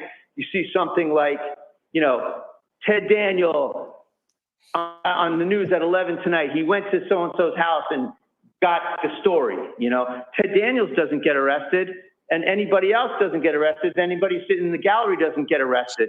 Mr. Carney gets arrested. He gets shut down. They steal all of his stuff. 9 months later, they don't give him his stuff back. They still want to stall and say, oh, we can't give him his stuff back. We're not going to rehash all the prior Well, arguments. Something that isn't a concern to you. Thank you. Jeez, I mean, these judges sit here all the time and just sit there like, Bradel makes all these great points, and they just sit there and they totally ignore it. It's like, well, tell me, what country are we living in at this particular point? You know, there's a constitution here, and you have amendment rights and all that stuff, and these judges every single time just sit there and they're total deadheads about it. It's so frustrating to watch, and Bradel brings it with I mean, he looks like Larry Bird in a 3-point contest when he's out there. Tim Bradel does, knocking down every shot, and the judges just sit there and it's, well, we don't want to rehash the past because of. Wasn't there video in the early part of Karen Reed's trial or the pre-trial hearings? And I'm asking because I could be conflating, but wasn't the towel in Karen Reed's face asking her about having affairs with lawyers, all kinds of things? Okay. Yes. Now, Karen Reed, of course, could be a witness, right? Yep. How is this any different than that? Yeah, correct. He didn't get charged. The police were right there. How is this any different? Yeah, there was one point when the state police restrained Grant. They grabbed him, didn't they? That's right. You were there, weren't you? Yep. I wasn't there, but I saw the video of that. Yep. But did he get charged? No. No. They physically told him to back off, and they pushed him away, but they didn't charge him. Submitting that comparison in my motion to dismiss on First Amendment grounds to say it's also being applied as a form of selective prosecution, which he's kind of already arguing, saying I'm the only one who gets arrested for this kind of stuff. And I would throw it all out there. What do you think about Tim Bradel? Because some people have criticized him. I think he does a great job. I think Mazza does too. What do you think about his delivery in his court? Fine to me. What's the criticism? I know. I don't know. That's what I mean. the Yeah.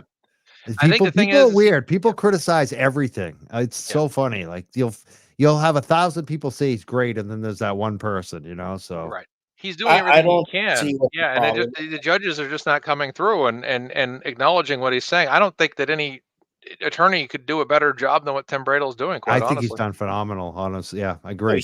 he's making the right arguments. He's Yep. zealously advocating. I'm just curious what's the criticism? I know that it's.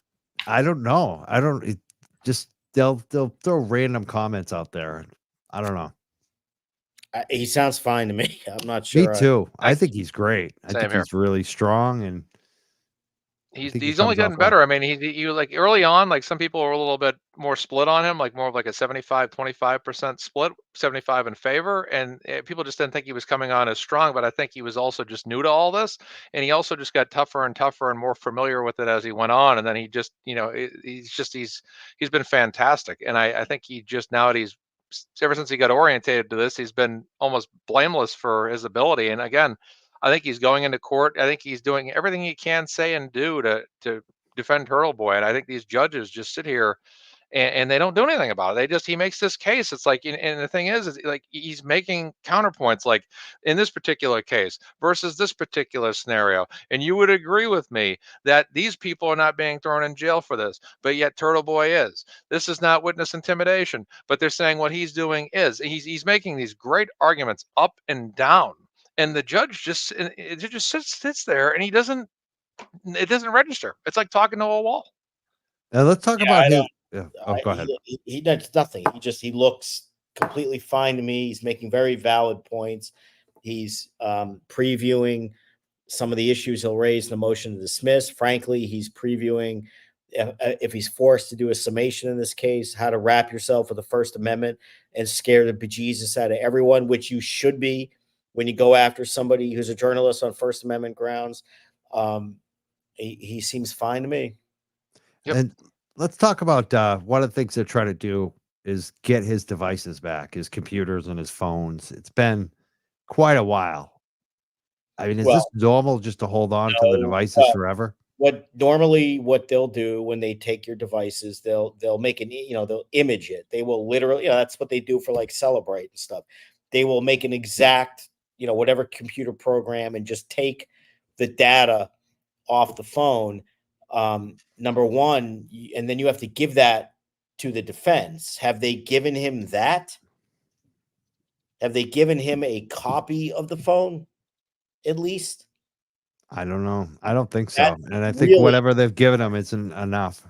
And then number two, if they have an image copy of the phone and they've extracted it, then, there's no reason not to give the phone back. They're not going to introduce the phone as some powerful piece of evidence. It's the data on the phone, which almost certainly the defense is not going to agree with. I mean, it is pretty rare, like in the Karen Reed case, where you have people fighting over timing of things. I mean, that doesn't happen that often. Usually the phone data is the phone data. But if they've had his phone for 9 months and they haven't given him access to it and the contents and the physical phones, that's deeply concerning. Yeah, and computer too. I mean, this is the tools of the trade too. I don't mean just phones, all devices. All of it, yeah. Which it limits your work too. I mean, you want all your devices when you're doing this kind of work. That's another reason why it's particularly concerning. Is the argument is he's a journalist, needs his devices, but number two, they could be looking at stuff on other investigations unrelated to this. I'll review the bill of particulars. Oh, sorry. Just given that we don't live in the world of Orwell and Kafka, I'm a journalist. I don't want the police looking through my phone for stuff that has nothing to do with this case about other stories I may be working on involving them. Or I may have source information from confidential sources that the cops investigating me are dirty. I mean, this raises real journalistic privilege type issues. I think that's why they want to go after him, so they could get all that. They want to muzzle him, and they want to illegally, and they want to scare his sources away from him. Of course. If there's anything that needs to be supplemented, I will Advise both sides. Thank you. Could I just say 3 words, 3 sentences in response to him? I hear Mr. Bradle say that the statute is unconstitutionally broad. I hear him say that the Commonwealth is engaging in selective prosecution. And I hear Your Honor asking him, need a bill of particulars to file a motion.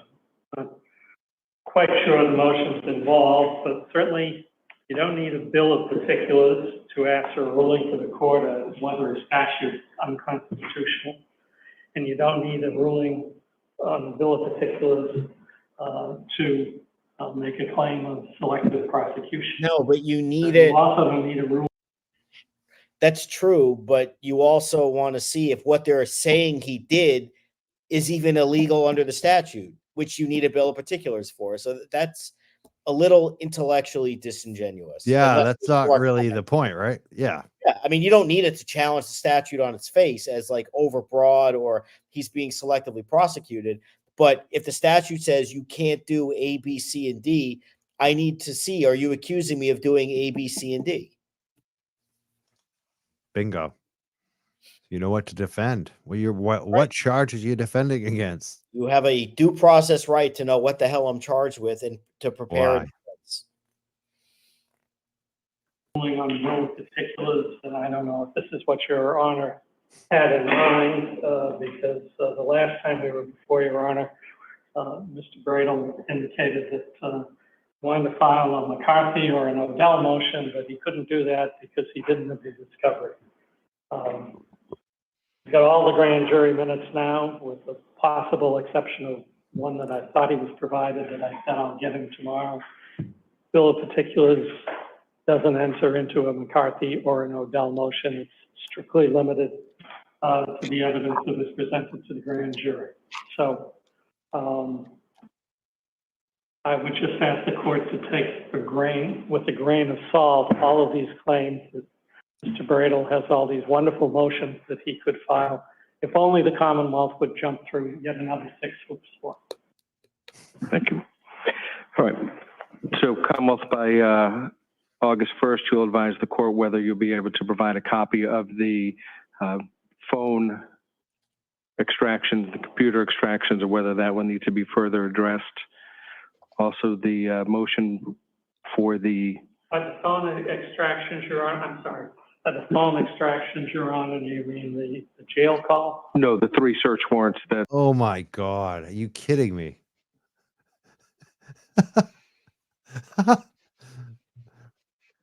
Oh man. you had referenced earlier. That information, that by August 8th, the motion regarding the taint team should be filed on or before that particular date. And we'll put it over for further hearing parties available on August 22nd, 2 p.m. That sounds fine, Your Honor. Is that a Thursday? I believe it's Thursday. Yeah, that's a good date, I think, for both of us. Okay. Attorney Bradle, is that a good day for you and your client? Judge, I'm sorry, it's not. 28th available? August 28th? Why don't we just make it 2027, because you guys have no intention to ever end this case anyways. Jeez. That was August 29th, 2027. Actually, how about August 29th, 2029 when the Terminator attack happens? Oh, I'm sorry, no, my client is not available, Judge. 29th, sure. Breaking news from 2033, the Canton 9 are finally free of all charges. Mr. Carney, your matters are continued to August 29th at 2 p.m. That's the date of it, August 29th, the next hearing. Yeah. That's it. That's basically it. You know what? I do want to make, I'm glad you brought up Canton 9. I want to try to get the Canton 9 up here with Mark, because a couple of them hit us up after the last show, and they definitely want to talk to you more about what they're going through. Mm-hmm. Do you have a copy of the indictment against Carney? I don't know. We could look for that. It might be up on the justice page. Be very interested to see that. We'll see if we can find it. I'm sure he's got a copy of it. We can get it from him. Right. I don't Yeah, no, it's Yeah, not you gonna can probably ask him. I'll probably give it to you, willingly. Yeah, he's probably be I'm happy to have sure you if look at that. I could run into his chat on his show and say, "Do you Yeah. have?" Yeah. Right? Right. Yeah. Yeah, I'll hit him up on Twitter if you want it. We can get it from him. It's fine. It'd be easy to get. I just know if you had it handy. That's Yeah. easy to get. But I mean, I'm curious to see the actual subsections of the statutes that they're alleging that he's being charged with, because that's this case against him is actually worse than I thought. Worse Yeah. than like more pathetic, meaning not worse for him. This is terrible. It sure is. I mean, the more you hear about it, the more you just scratch your head, and it's like the fix is in. They try to set the dude up. They want to. It's all obvious. They want to shut him up.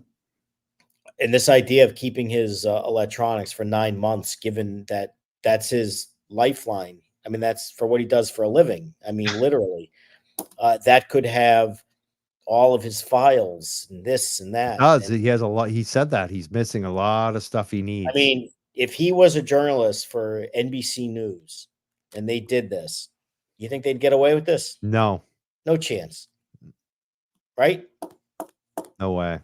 But they don't get to define by their own likes and dislikes, what constitutes media and what doesn't. I mean, these are different days. Now, I understand, this guy is not young, and, maybe media to him is like a paper boy on the corner yelling, New York Post, 10 cents. But there's so much more new media today and journalism. And just because he doesn't fit their profile and his tactics may be different than they're used to, doesn't mean that they just get to abuse the law to silence him and take the First Amendment and throw it out like that. Yeah, especially when he's got a track record of breaking some of the biggest stories in Massachusetts over the last 10 years. Problem. But I mean, even beyond that, the other problem, and they're we used to use the expression with Lally, leading with your chin. They're leading with their chin because they're going after him for what? Exposing you. I mean, literally, the people that he's punched in the mouth for allegedly come to his house. They came to his house. Yeah. That's right. So, I mean, so his lawyer is also going to have a very good argument about bias, and it's real. It's not general bias, it's specific bias. They hate me. Bingo. And that's it. Thank you guys for being here tonight. It's been a late night. 7 to 10, 3 hours and 5 minutes. Thank you so much. Yeah, absolutely. I'm going to go catch up on some news. Yeah. I'm going to go catch up on some news tonight and see what's going on. Yeah, we're going to go see what's going on with the rest of the world. Yeah, it's been crazy. So I only saw about 5 minutes of it, so I'm going to catch up. And then I'm going to eat dinner. I actually had salad before the show, but I'm going to have some buffalo chicken wings right now, so I'm going to heat some up. So see, I did the salad early too. I need something extra too. I'm with you, Nazza. It's Saturday night. You can eat late. That's exactly right. And that's what I always do too. Right. Perfect. Well, thank you guys so much for being here tonight. Got it. Free Karen Reed. All right. Karen Free Reed. Turtleboy and free the Canton 9. All right, folks. And we'll talk soon. Have a great night. Bye. Yep, bye. And I'm just going to check the super chats and all that stuff. Thank you guys so much for sticking around and supporting us tonight. There's a lot going on. I think Turtleboy's probably on right now, which we might be missing. This national news going on. So I want to thank everyone who's been checking us out anyways. You guys are the diehards tonight.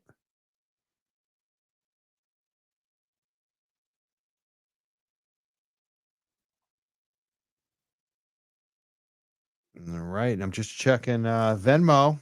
It looks like, some money came in tonight. Thank you so much. Sandra sent $20. Thank you so much, Sandra. Very generous of you to send a contribution tonight. I think that's a first-time contribution from Sandra. Thank you. Tiffany sent 50. Wow, big contribution on Venmo. Thank you so much, Tiffany. She said, do not need to read.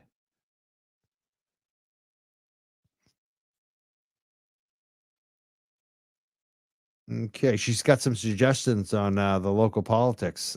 Thank you so much, Tiffany. I think Tiffany hit me up. I think I'm probably one of the people you want to talk to about this. Thank you so much, Tiffany, for the contribution tonight. Excellent. So those were the two, Sandra and Tiffany. Thank you so much on Venmo.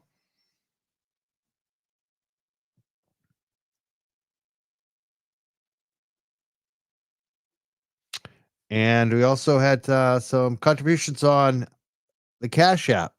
Michelle sent $10. She said, thank you for streaming. That was actually on Thursday. I didn't get to announce that one. She was probably talking about either the Turtleboy stream or maybe the Sinner Birchmore.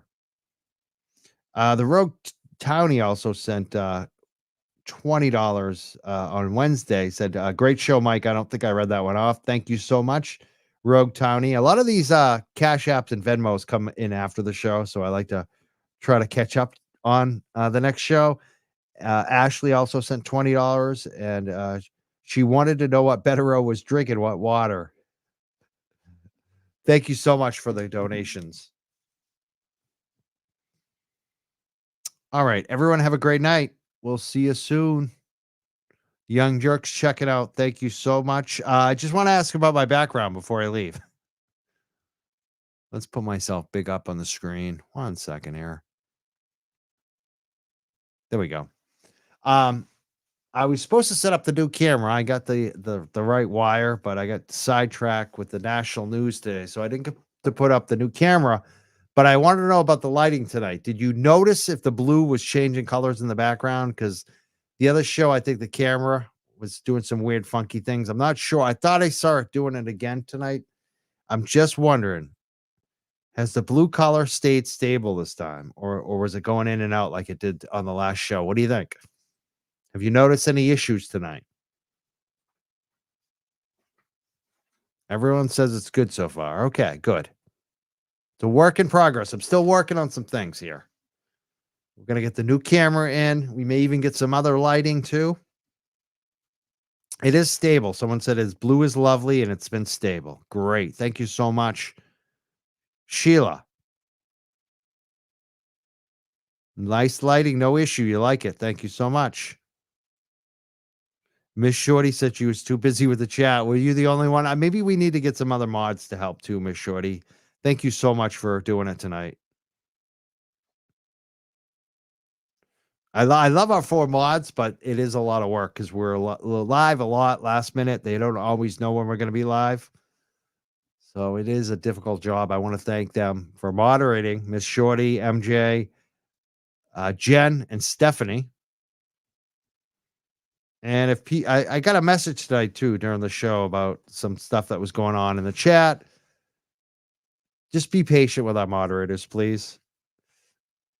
If you do have an issue, we'll work it out.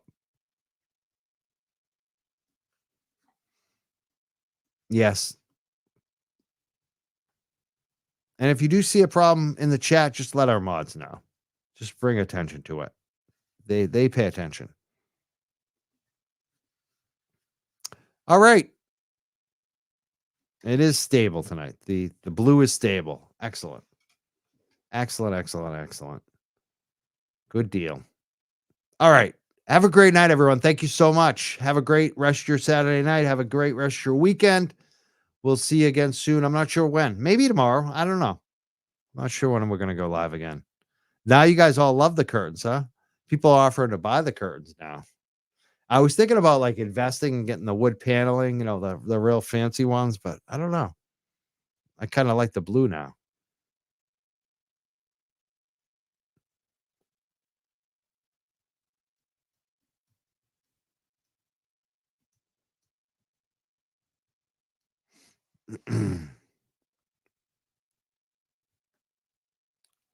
All right, I guess we're going to head out. Thank you so much, everyone. Have a great night. Oh, you know what? I got to thank you. I keep thanking you, but I got to thank you again. We just got to 35,000. 35,000. I can't even believe it. 35,000 subs on YouTube. Crazy. I really can't believe we were at 35,000. Thank you so much for helping us get there. If you haven't subscribed, it still shows up, when we look at the analytics on YouTube, it shows like, 50% of you watch it still haven't subscribed. So if you all did subscribe, we'd get up to probably 70,000. So please subscribe if you haven't. Thank you so much. We'll see you soon. Like and subscribe. Thank you. Have a great night. And again, thank you so much for 35,000. You guys made it happen this year for me. I really appreciate it. I appreciate all our guests, everyone that's been on this show, especially as of late. Thank you, Mazza, and thank you for Betero. They're both awesome and so happy that they come on the show. And I want to thank everyone else who's been on the show to help us get to 35,000 because you're part of it. This show is very guest and community focused, always has been. And I want to thank the people in the chat too. You're another big reason why we're growing is because you guys are good in chat. You're very respectful. You stay on topic. You provide information to people who are new to it. I really appreciate our chat. Thank you for being nice too. A lot of you are nice in the chat. I really like the community and reading the comments. So thank you so much. Again, have a great weekend. We'll see you next time. Bye.